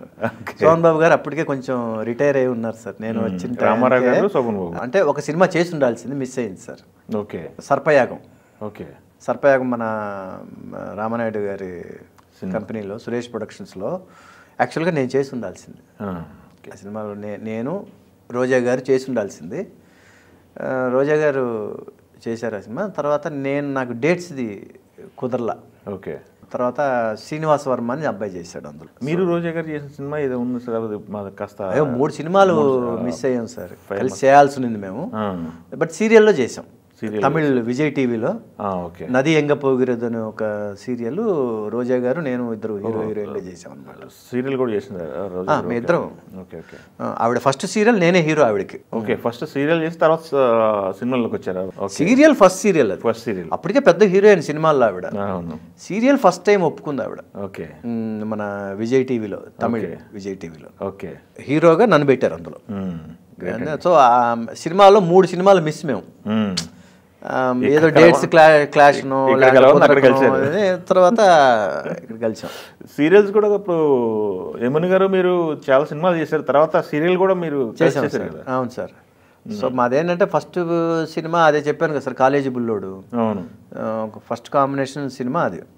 ఓకే. మన అప్పటికే ఆవిడ బాగా సీనియర్, మాకు సీనియర్ హీరోయిన్. అప్పటికే ఆవిడకి మౌన పోరాటం అవి ఇవన్నీ పెద్ద హిట్లు ఉన్నాయి కదా సార్. అవును. అందరు హీరోలతో చేస్తూ ఉండేవారు. ఇప్పుడు ఈ కాలేజీ బుల్లోడు అప్పుడు నాకు సీనియర్ ఆర్టిస్ట్ ఆవిడ. భయంగా ఉండేవాళ్ళం అందరూ సీనియర్లు. ర్యాగింగ్ అంటే ఏం టెన్షన్ పడకండి, చేయండి అని సపోర్ట్ చేశాను. ఎక్కడ కూడా మళ్ళా ఇబ్బంది పెట్టడం కానీ, లేదంటే మీరు అన్నట్టుగా ర్యాగింగ్ చేయడం అలాంటివన్నీ ఏం లేదు. మీరు ధైర్యంగా చేయండి, సీనియర్ జూనియర్ అలాగే అనుకోకండి, బాగా చేయండి, మీరు టెన్షన్ పడకండి అలాగే చేశాను. ఓకే. సో ఆ తర్వాత ఆ కాంబినేషన్ మా సినిమాల్లోనే ఒక 4-5 పిక్చర్స్ వరకు చేశాం సార్. ఓకే. అట్లాగా రిపీటెడ్ హీరోయిన్స్లో నాకు యమున గారు, తర్వాత నిరోష గారు, తర్వాత శుభశ్రీ గారు, తర్వాత శోభన గారు, ఇట్లాగా ఒక 4-5 హీరోయిన్స్ రిపీటెడ్గా ఎక్కువ సినిమాలు చేసాం సార్ ఆ టైంలో. తర్వాత అదేవిధంగా మళ్ళా సీరియల్స్లోకి వచ్చిన తర్వాత కూడా యమున గారు నేను చేసిన సీరియల్స్లో విధి పెద్ద హిట్. ఆ టైటిల్ సాంగే అవును సార్ మొత్తం అయిపోయింది. అవును సార్. అయితే మీరు సీరియల్స్ చేసిన టైంలో ఎక్కువ ఈటీవీతో సీరియల్స్ చేశారు ఎక్కువ బాగా. సినిమాలు కూడా ఉషాకిరణ్లో ఎక్కువ ఉన్నాయి కదా? అంటే సినిమాలు లేదు సార్. సినిమాలు 2-3 సినిమాలు చేయాల్సి ఉంది కానీ ఆ టైంలో చేయలేకపోయాను. కానీ సీరియల్స్లో మాత్రం నాకు సీరియల్స్ కూడా ఆ బ్యానర్ మీద చేశారు. ఉషాకిరణ్ బ్యానర్ మీద సీరియల్స్ చేశాను సార్. ఎట్లా సార్ సీరియల్స్ ఎట్లా పిక్ చేసుకున్నారు మిమ్మల్ని? సినిమాల్లో ఫస్ట్ నేను జరుగుతుండేటప్పుడు 94-95 అనుకుంటా సార్. అప్పుడు మన రామోజీ ఫిల్మ్ సిటీ కొత్తగా అవుతా ఉంది. అప్పుడే రామోజీ గారు, రామ్మోహన్ రావు గారు ఇద్దరు కన్స్ట్రక్షన్ జరుగుతూ ఉండేది. అప్పుడు ఈటీవీ ఛానల్ అప్పుడు కొత్తగా లాంచింగ్ అనుకుంటుండే టైం అనమాట. అప్పుడు పువ్వాడ నాగేశ్వరరావు గారు అని కూడా అప్పుడు దాంట్లో అప్పుడు పాటల పల్లకి అని ఇట్లాంటివేవో ప్రోగ్రామ్స్ చేశారు కదా సార్. ఒక పాట, దానికి సంబంధించిన కమెంట్ ఒకటి, దానికి సంబంధించి కూడా ఫస్ట్ హీరోని నన్ను ఆర్ఎఫ్సీలోకి తీసుకెళ్ళి ఒక మొఘల్ గార్డెన్ ఏదో ఉంది కదా సార్, అదొక్కటే ఫస్ట్ రెడీ అయి ఉంది. అక్కడ తీసుకెళ్ళి ఫస్ట్ షూట్ చేశారనమాట. ఏమీ లేదు, అంతా అప్ అండ్ డౌన్గా, అంత దిబ్బల్లాగా, మట్టి దిబ్బల్లాగా ఉండేదన్నమాట. కన్స్ట్రక్షన్స్ జరుగుతూ ఉండేటివన్నీ. ఆ గార్డెన్ ఒక్కటే రెడీ అయి ఉంది. అప్పుడు పువ్వాడ నాగేశ్వరరావు గారు నన్ను తీసుకెళ్ళి ఫస్ట్ మేము ఇప్పటి నుంచే అన్నీ రెడీ చేసుకుంటున్నాము, దాన్ని ఏమంటారు, ఒక ఇది ఉండాలి కదా, బ్యాంకింగ్ ఇదన్నీ చేసి ఆ విధంగా తీసుకున్నారనమాట. సో నేను ఈ సినిమాలు జరిగే టైంలోనే ఫస్ట్ తీసుకెళ్ళి అక్కడ ఫస్ట్ ఆర్ఎఫ్సీలో తీశారనమాట. అయితే ఫిల్మ్ సిటీ స్టార్ట్ చేసింది మీతో? అయితే నాకన్నా ముందు ఎవరితోనైనా చేసి ఉంటారేమో షూట్ చేసింది నేను. తర్వాత మీనా గారు, అప్పుడు పుణ్యభూమి నాదేశం షూటింగ్లో ఉన్నాం మేము. అప్పుడు పువ్వాడ నాగేశ్వరరావు గారు వచ్చి ఇట్లాగా మేము ముందే అన్ని బ్యాంకింగ్ చేసి పెట్టుకుంటున్నామండి అని చెప్పి ఆర్టిస్టులు అందరితో కూడా తీసుకుంటూ ఉండే, అన్ని తీసి పెట్టుకుంటుండేవాళ్ళు అనమాట స్టాక్. ఓకే. సో ఆ విధంగా ఫస్ట్ నేను వెళ్ళి చేసి రావడం కూడా జరిగింది. ఎట్లా సార్ ఇప్పుడు సినిమాలో చూసిన అమౌంట్ సీరియల్లో వర్కౌట్ అయిందా? మీకు అనిపించిందా కంపారిజన్? సినిమాలో పెద్ద రెమ్యునరేషన్ చిన్న, లేకపోతే సీరియల్లో రెమ్యునరేషన్ తక్కువ? ఆ విషయానికి వచ్చే లోపల కొంచెం డెఫినెట్గా చిన్న ఫీలింగ్ అయితే మాత్రం ఉంటుంది సార్. ఎందుకంటే మనం సినిమాల నుంచి వచ్చాం. సినిమాల్లో ఆ రోజుల్లోనే ఆ టయానికి నేను 4 లక్షల వరకు వెళ్ళాం సార్. 4 లక్షలు అంటే ఆ రోజుల్లో మంచి అమౌంట్ మాకు. 3 లక్షలు 4 లక్షలు అంటే పెద్ద అమౌంట్ కింద లెక్క మాకు. అట్లాంటిది ఇక్కడికి వచ్చే లోపల నేను అప్పుడు హైయెస్ట్ రెమ్యునరేషన్ తీసుకున్న మనిషిని నేను. 5,000, 6,000 తీసుకుంటున్న రోజులు సీరియల్స్ అంటే టాప్ అనమాట అది. అవును. దానికి దీనికి డిఫరెన్స్ ఉంటుంది. ఓకే అసలు డెఫినెట్గా ఓకే కంపారిజన్ చేసుకోలేము. ఓకే. కాకపోతే ఇక్కడ ఏంటంటే దీంట్లో లాంగ్ రన్ ఇది ఒక లాంగ్ రన్, ఓకే. ప్లస్ ఒక తృప్తి. ఇక్కడ ఒక్కసారి సక్సెస్ అనేది చూడడం అనేది మొదలు పెడితే అసలు ఇంకా మనం ప్రతి ఇంట్లోకి మనం ప్రతిరోజు వెళ్ళినట్టే ఇంకా. అవును. అలా కంపారిజన్ అయితే మాత్రం చేసుకోలేము సార్. ఓకే. ఈ జరిగే టైంలోనే మామూలుగా చలపతిరావు గారు ఉన్నారు కదా సార్, అవును. ఆయన నన్ను ఏమయ్యా నువ్వు సీరియల్స్లో సూపర్ స్టార్ అయిపోతావయ్యా, నువ్వు చేయవయ్యా అంటున్నాడు. అనగానే ఆయన సైడ్ ఒక చాలా విచిత్రంగా చూశాను నేను. నన్ను సీరియల్స్ చేయమంటాడు అంటే సీరియల్స్ ఇంత ఫ్లరిష్ అవుతాయని మనకు తెలియదు కదా సార్. సినిమా అప్పటికి ఏ ఛానల్స్ లేవు, ఓన్లీ దూరదర్శన్ ఉండేది. ఈటీవీ అప్పట్లోనే కొత్తగా స్టార్ట్ అయి ఉండింది. జెమిని అనేది అప్పుడు స్టార్ట్ అయి ఉండింది. ఇంకా మిగతా ఏమీ లేదనమాట. నువ్వు చేయవయ్యా, నీకు తెలియదయ్యా నీకు అది ఇది అంటున్నావు సార్. అది ఏంటి సార్ మీరు ఒకరు నన్ను, ఆయనతో బాగా క్లోజ్గా ఉండేవాడిని నేను. బాగుంటుంది అబ్బాయి అబ్బాయి అబ్బాయి అని నన్ను బాగా బాగా ఆత్మీయంగా ఇది చేసేవారు. నేను చెప్తున్నా చూడు నీకు తెలియదు, నువ్వు సూపర్ స్టార్ అయిపోతావు అక్కడ అది ఇది అంటున్నాడు. ఈయన నన్ను ఊరికి అల్లరి చేస్తున్నాడు, గోల్ చేస్తున్నాడు అనుకునేవాడిని. ఓకే. చేసి తర్వాత ఇవన్నీ చేసుకుంటూ తెలుగు తమిళ కన్నడ అన్ని సినిమాలను చేసుకుంటూ వచ్చి తర్వాత గ్యాప్ తీసుకొని నేను నా మిస్సెస్ ఒక సలహా ఇచ్చింది. ఇన్నిసార్లు వాళ్ళు అడిగారు, ఒక్కసారి మీరు చేయండి. అందులో వీళ్ళు లేడీస్ ఇంట్లో అప్పటికే కొన్ని సీరియల్స్ చూస్తుండేవాళ్ళు. ఈ మెడ్రాస్లో తమిళ్లో కొన్ని సీరియల్స్, మన తెలుగులో కొన్ని సీరియల్స్ బాగా ఆ టయానికి వెళ్ళి అడిక్షన్ లాగా వెళ్ళి కూర్చొని చూస్తుంటారు అనమాట. లేదు ఇప్పుడు అందరూ బాగా చూస్తున్నారు, అవి కూడా సినిమాలలాగా బాగా తీస్తున్నారంతా, మీరు చేయండి మీరు అని తను చెప్పింది.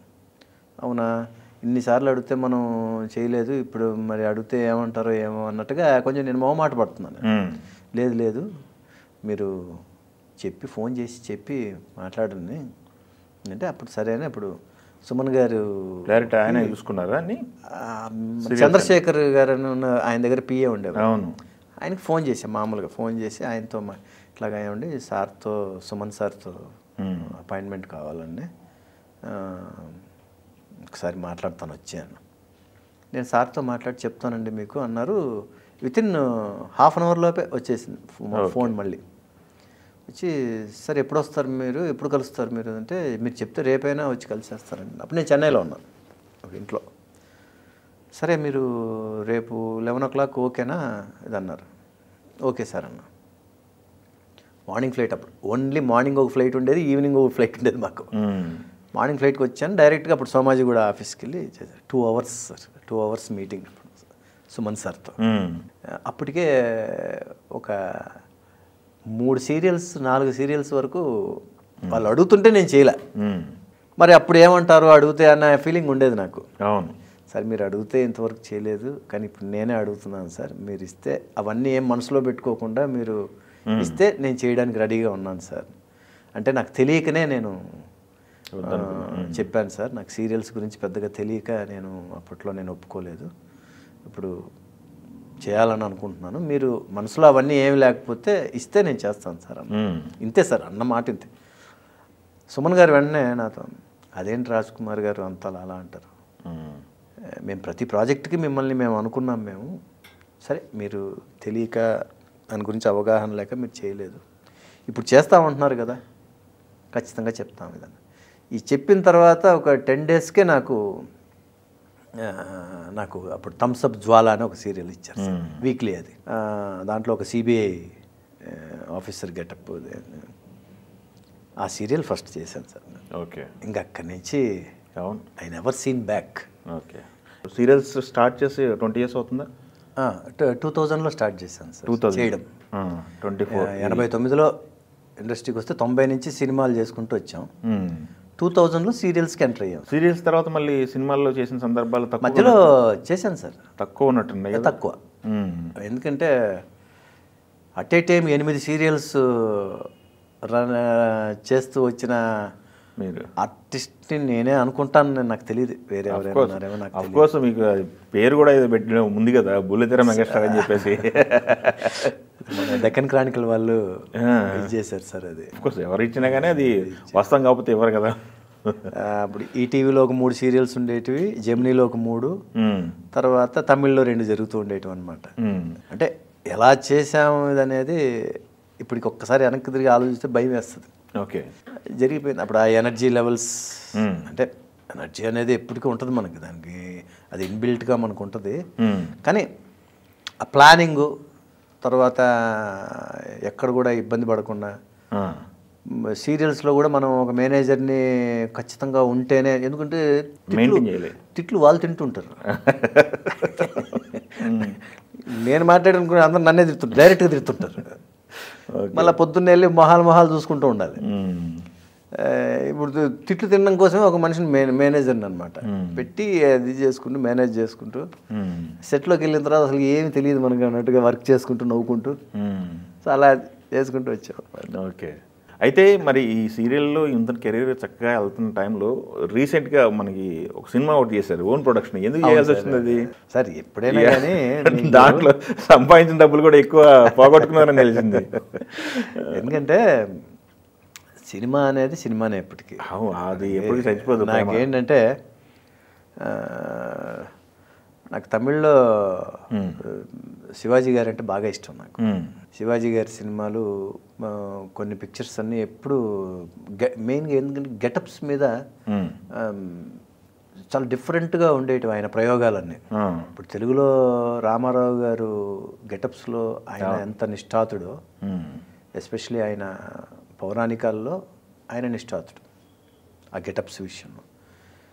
తమిళ్లో శివాజీ గణేషన్ గారు కొన్ని క్యారెక్టర్స్ గెటప్స్ని వచ్చేసి ఆయన భలే డిజైన్ చేసుకున్నారు సార్. ఓకే, నాకు అదేవిధంగా హిందీలో సంజీవ్ కుమార్ గారు, ప్రాణ్ గారు, వీళ్ళందరూ ఏంటంటే గెటప్స్ని వాళ్ళు ఒక క్యారెక్టరైజేషన్కి ఆ గెటప్ ఎలా చేసుకున్నారబ్బా వీళ్ళు ఈ డిజైనింగ్ అనిపిస్తుంది మనకి.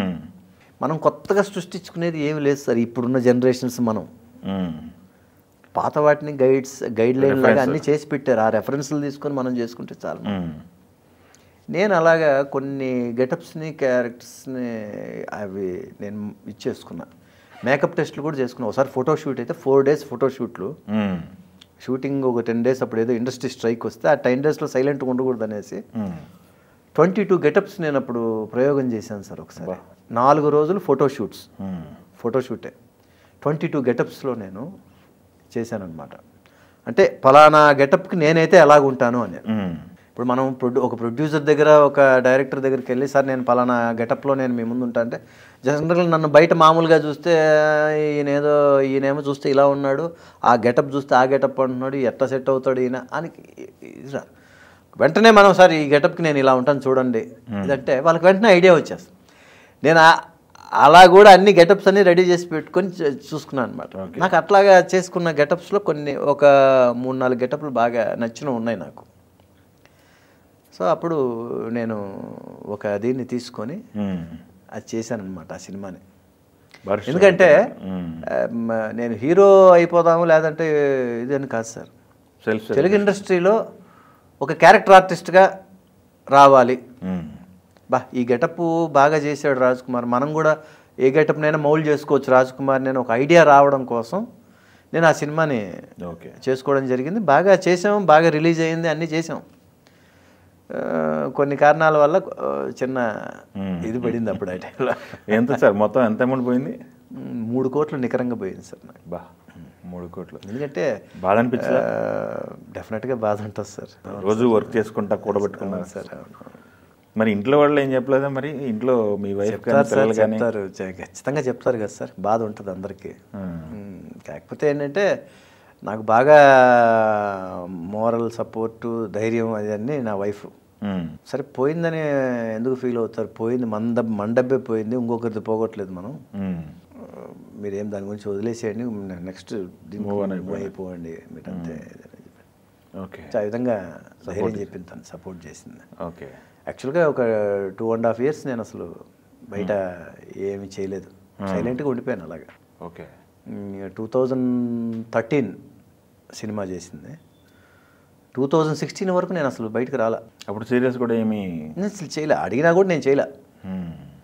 ఇంకా టోటల్గా ఆ దీంట్లోనే ఉండిపోయా. అంటే టెన్షను ఇదని కాదు, సైలెంట్గా ఉన్నా. ఏం చేద్దాం, ఇలా చూస్తే సినిమా ఇలాగ అయిందే, ఏం చేద్దాం అన్నట్టుగా అయిపోయి కామ్గా ఉండిపోయా. కొంతకాలం గ్యాప్ ఇద్దాం ఇదన్నట్టుగా అలాగ ఉండిపోయాను అనమాట నేను. ఓకే. తర్వాత 2016లో మళ్ళీ మళ్ళీ నా వైఫే ఒప్పుకొని చేయండి, మీరు సైలెంట్గా ఉండకండి, మీరు వర్క్ చేయండి మళ్ళీ అని చెప్పేసి 2016లో మళ్ళీ అప్పటికే నన్ను అడుగుతూ ఉన్నారు చేసి మళ్ళీ ఎంటర్ అయ్యా. ఓకే. మళ్ళీ అప్పటి నుంచి మళ్ళీ ఓకే మళ్ళీ గ్యాప్ లేకుండా మళ్ళీ అలా చేసుకుంటే వస్తాను. అంటే అప్పటి వరకు హీరోగా చేసినవన్నీ సీరియల్స్లో 2016లో మళ్ళీ నేను ఎంటర్ అయినప్పుడు ఆఫ్టర్ నా సినిమా తర్వాత ఒక హీరోయిన్స్కి తండ్రిగా, మామగా, అంటే ఇలా ఎంటర్ అయ్యామన్నమాట. ఓకే. నేను చేసిన ఒక ఇదేంటంటే ఆ టైంలో మళ్ళీ మనం ఎంత తండ్రిగా యాక్ట్ చేసినా, మామగా చేసినా, మన హీరోయిజం అనేది ఎక్కడ తగ్గకూడదు, ఎక్కడ మిస్ అవ్వకూడదు అనే దీంట్లోనే మళ్ళీ నేను వచ్చాను సార్. ఓకే. సో అక్కడ కూడా మళ్ళీ ఇండస్ట్రీకి నేను, నా డైరెక్టర్స్కి, నా ప్రొడ్యూసర్స్కి నేను ఖచ్చితంగా కృతజ్ఞతలు తెలుపుకోవాలి. ఎందుకంటే నన్ను బేస్ చేసే కథలు వాళ్ళు ఇచ్చేసుకొని చేయడం జరిగింది. అయితే ఇంకోటిసారి ఇందాక ఇప్పుడు ఎట్లా ఫ్యామిలీ టాపిక్ వచ్చింది కాబట్టి ఫ్యామిలీ పొజిషన్ ఏంటి సార్? ఇప్పుడు మీ ఫ్యామిలీ బ్యాక్గ్రౌండ్ ఏంటి, పొజిషన్ ఏంటి, ఎంతమంది పిల్లలు? మాది ఒక upper middle class family sir. మా ఫాదరు మాది గుంటకల్, అనంతపూర్ డిస్టిక్ గుంటకల్. మా ఫాదర్ వాళ్ళు 3 అన్నదమ్ములు. ఓకే. దాంట్లో మా పెదనాన్న వాళ్ళు 2 రైల్వేస్, ఓకే, గుంటకల్ రైల్వేస్లో ఇదనమాట వాళ్ళు. మా ఫాదర్ ఒక్కరే చదువుకొని అప్పట్లో ఇంజనీరింగ్ చేసి ఆయన దీని సైడ్ వచ్చారనమాట. ఆయన ఈ టౌన్ ప్లానింగ్ సైడ్ వచ్చి తర్వాత ఆల్మోస్ట్ స్టేట్లో, అప్పుడు కంబైన్డ్ స్టేట్లో ఆల్మోస్ట్ అన్ని డిస్ట్రిక్ట్స్లో వర్క్ చేశారు ఆయన, మున్సిపల్ టౌన్ ప్లానింగ్ ఆఫీసర్గా. తర్వాత ఆయన ప్రమోషన్స్ మీద ఫైనల్గా రిటైర్ అయ్యే స్టేజ్కి ఇక్కడ హైదరాబాద్, సికింద్రాబాద్ సిపిగా, సిటీ ప్లానర్గా రిటైర్ అయ్యారు. తర్వాత ఇంకా నేను 3 పిల్లలం మేము. నేను పెద్దవాడిని, తర్వాత మా చెల్లి, మా తమ్ముడు. ఓకే. సో వాళ్ళిద్దరు చనిపోయారు. ఎట్లా సార్ అది? మా చెల్లి వచ్చి క్యాన్సరు, తనకి తెలియలేదు, ఫైనల్ స్టేజ్ వరకు తెలియలేదు. సో తను షీ పాస్డ్ అవే. బట్ పిల్లలందరూ ఇప్పుడు బాగా సెటిల్ అయిపోయారు అందరూ, మా చెల్లి పిల్లలందరూ. ఓకే. మా బావగారు వచ్చి చీఫ్ ఇంజనీర్ అనమాట. ఓకే. జస్ట్ మొన్నే రిటైర్ అయ్యారు ఆయన. ఓకే. రమేష్ కుమార్ అనేసి మన R&B చీఫ్ ఇంజనీర్గా మొన్నే రిటైర్ అయ్యారు ఆయన. ఓకే. తర్వాత మా తమ్ముడు యాక్సిడెంట్లో చనిపోయారు సార్ ఆయన, బ్రదర్. సో మా తమ్ముడి పిల్లలు కూడా బాగా సెటిల్ అయిపోయారు అందరూ. ఒక అబ్బాయి అబ్రాడ్లో ఇదయ్యాడు, సెటిల్ అయ్యాడు. ఇంకొక అబ్బాయి చదువుకుంటున్నాడు, ఇంకా చదువుకుంటున్నాడు. ఓకే. నాది లవ్ మ్యారేజ్. ఓకే. అట్లా బిజీగా ఉండే కూడా లవ్ చేశారా? అంటే ఎప్పుడు కూడా నేను ఎలా ఉండేవాడిని అంటే గ్యాప్స్ చాలా ఫిలప్ చేసేవాడిని అనమాట. ఇక్కడ ఖాళీగా ఉండకూడదు, ఏదో పని చేస్తున్నారు. ఆ మధ్యలో చేసే పనులు కూడా చాలా పెద్ద పెద్ద పనులు. తర్వాత అనుకుంటే ఇంత పని చేసామో మనం అనిపిస్తుంటుంది. ఆ టైంలో అలా చేసేవాళ్ళం. సో మా మెడ్రాస్లో ఏంటంటే మా ఇల్లు ఎదురెదురుగా ఉండేది. ఏం పేరండి? సీఎం బలరామిరెడ్డి అని మా మామగారు. ఓకే.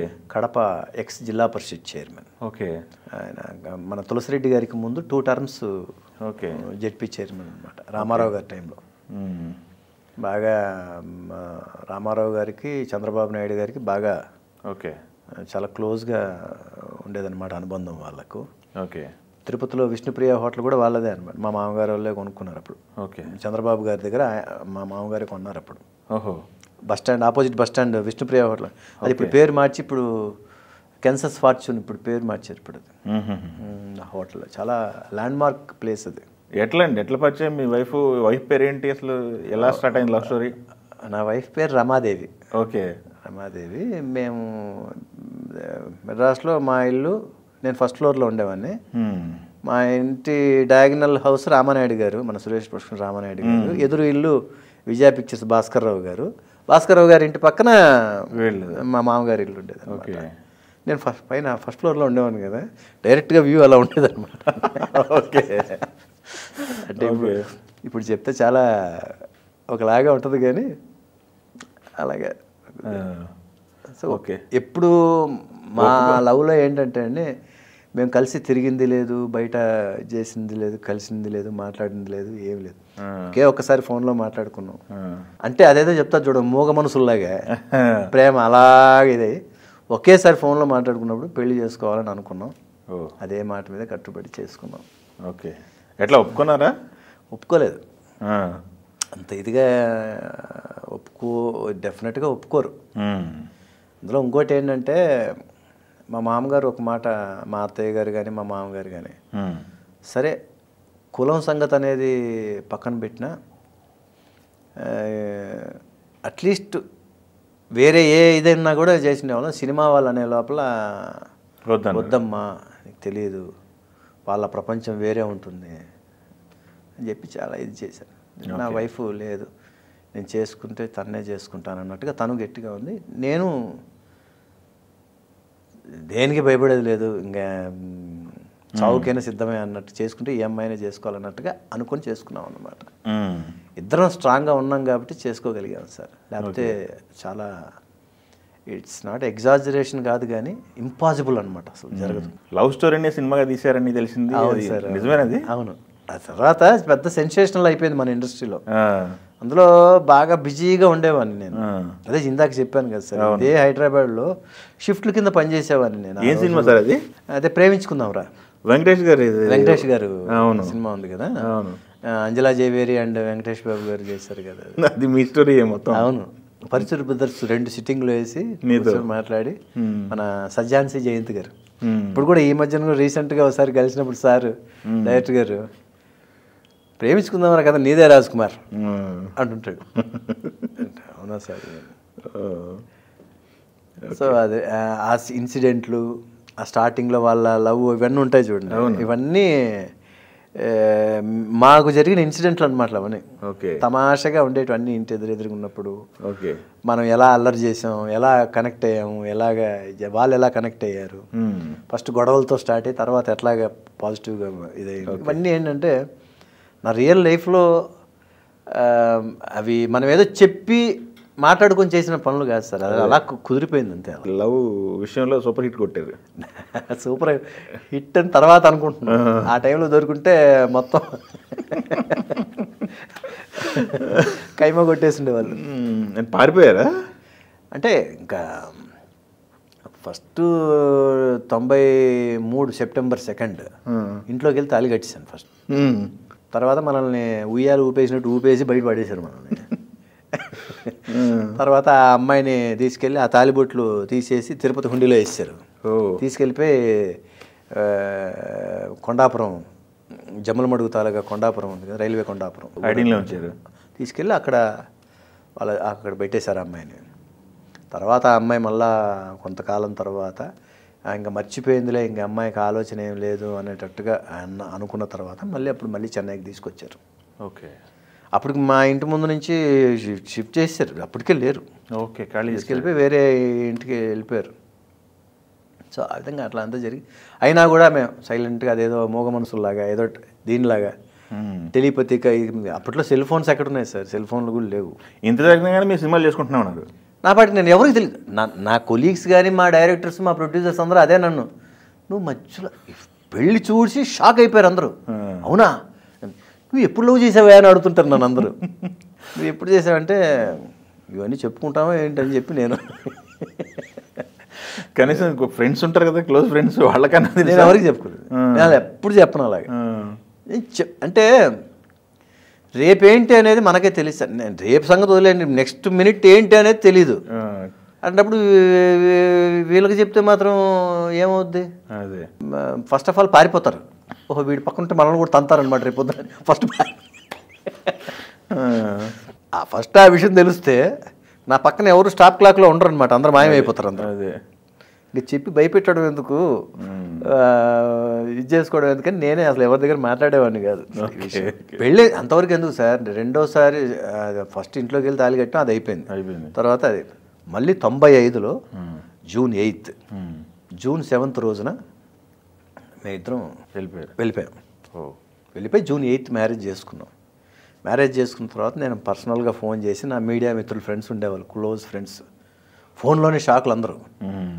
నేను ఇట్లాగా కొరియర్ మీకు ఇట్లా పంపిస్తాను ఫొటోస్, ఇది ఒక్కటి న్యూస్ కొంచెం కొంచెం వేయండి, రేపు వచ్చిన తర్వాత మళ్ళీ నేను రిసెప్షన్ లాగా పెడతాను. అది నేను చేస్తే సరే అవన్నీ పక్కన పెట్టి నువ్వు ఎలా ఉన్నావు, ఎక్కడున్నావు, ఏంటి సంగతి, నువ్వు చెప్తున్న వార్త వింటుంటేనే మాకు ఇదండి, ఎప్పుడు చేసావు నువ్వు ఇవన్నీ, నేను అవన్నీ వచ్చిన తర్వాత మాట్లాడతాను, ఫస్ట్ మీరు ఇది ఒక్కటి అంటే ఓకే అని చెప్పి ఫస్ట్ పేపర్లో న్యూస్ వేసేసారు ఫస్ట్.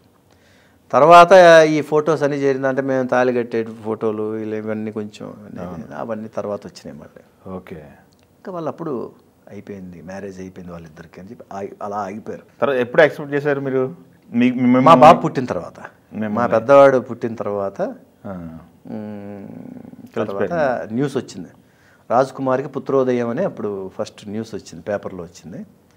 అది చూసుకున్న 2 days తర్వాత వాళ్ళు వచ్చారు. ఓకే, వచ్చి ఇంకా తర్వాత ఇంకా కలిసిపోయాం. ఓకే, అంతేనా ఇంకా బాండింగ్. అవును, మా కూతురు పెద్ద అబ్బాయి, 2 అబ్బాయిలు, మనోడు 2 కొడుకులు నాకు. ఇప్పుడు ఏం చేస్తున్నారు సార్ పిల్లలు? 2కి చదువు అయిపోయింది సార్. పెద్దవాడు MBA plus digital marketing specialised ఇచ్చేసాడు. ఓకే, అయిపోయింది, వర్క్ ఫ్రమ్ హోమ్ చేస్తున్నారు. ఓకే, చిన్నవాడు వచ్చేసి Symbiosis law school Pune law అయిపోయింది. లాస్ట్ బిఫోర్ ఇయర్ అయిపోయింది. అయిపోయిన తర్వాత యాక్చువల్గా ML చేయడం, లండన్కి వెళ్దామని ప్లాన్ చేసుకున్నాడు మొత్తం. అప్పుడు నా వైఫ్ ఒప్పుకోలే, కరోనా చాలా విపరీతంగా ఉన్నింది ఆ టైంలో. అందులో ఈ టీవీలో న్యూస్లు ఇవన్నీ చూసి లేదు ఈ టైంలో వద్దు నాన్న అదంటే, లేదు మమ్మీ అదంతా ఏముండదు వెళ్ళేసి వస్తానంటాడు వాడు. బట్ ఒప్పుకోలే. నేనేమో మామూలుగా ఏం అవదులే వెళ్ళి చేసుకొని వచ్చేస్తాడని నేను మామూలుగా అంటున్నాను, తను ఒప్పుకోలే. సరే తర్వాత అప్పటికే మావాడు మన ఇప్పుడు ప్రస్తుతం ఆయన CJ chief justice supreme court chief justice గారు ఉన్నారు కదా సార్, DY చంద్రచూడ్ గారు, ఆయన దగ్గర ఇంటర్న్షిప్ చేస్తున్నాడు మా అబ్బాయి. ఓ గ్రేట్. మా బాబు అప్పటికే DY చంద్రచూడ్ గారి దగ్గర ఇంటర్న్షిప్ చేస్తున్నాడు. ఓకే. సో తర్వాత మా బాబు, నా వైఫ్ వాళ్ళ అమ్మ ఒప్పుకోలేదు కదా, అందుకనేసి మళ్ళీ చంద్రచూడ్ గారి దగ్గరికి వెళ్ళి, సార్ నేను ఏదైనా ఇట్లాగ మా ఇంట్లో ఒప్పుకోవట్లేదు లండన్కి, మీ దగ్గరే నేను చేస్తాను సార్, జూనియర్గా చేస్తాను సార్ ఏదైనా అడగనే. మావాడు అంటే చాలా ఇష్టం ఆయనకి. ఓకే, బాగా, ఎందుకంటే మావాడిది మాట్లాడే విధం కానివ్వండి, లాంగ్వేజ్ ఆ పట్టు కానివ్వండి, ఇంగ్లీష్, హిందీ, తెలుగు, ఈ 3 లాంగ్వేజెస్ మావాడు చాలా గ్రిప్గా మాట్లాడతాడు అసలు, ఎస్పెషలీ ఇంగ్లీష్ అండ్ హిందీ. తర్వాత డ్రాఫ్టింగ్, ఈ 2 చాలా బాగుంటుంది. ఓకే.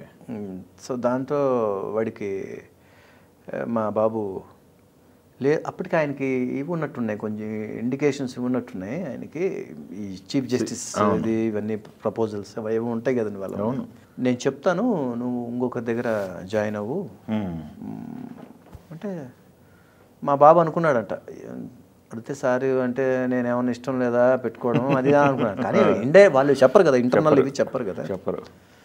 తర్వాత ఆషమ్ సూద్ గారు అనేసి ఒక పంజాబీ సీనియర్ అడ్వకేట్, ఆయన దగ్గర ఇది చేశారు. ఓకే. తర్వాత ట్యాక్సేషన్కి సంబంధించి అరవింద్ బి దత్తార్ గారి దగ్గర చేశాడు ట్యాక్సేషన్కి సంబంధించి. తర్వాత ఆషమ్ సూద్ గారి దగ్గర.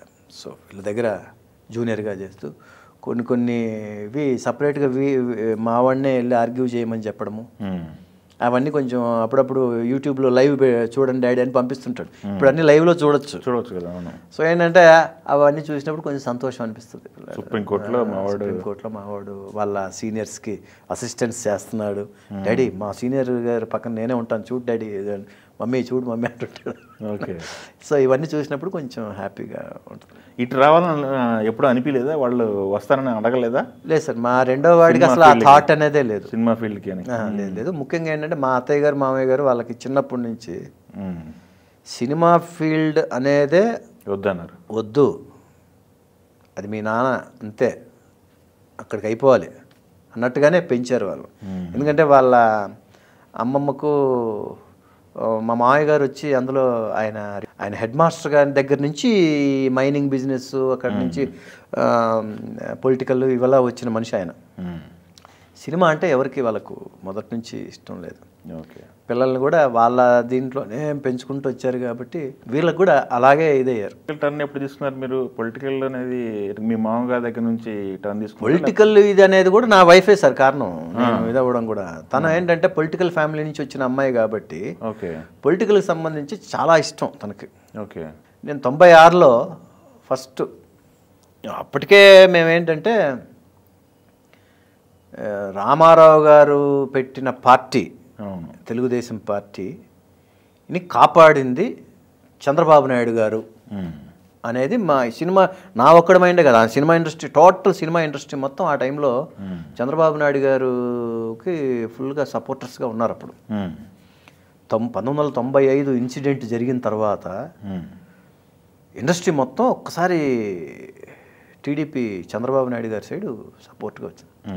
ఆ దీంట్లో నేను కూడా వచ్చిన వాళ్ళలో నేను ఒక్కడిని నేను చాలా ఘంటాపదంగా గర్వంగా చెప్పుకుంటాను నేను.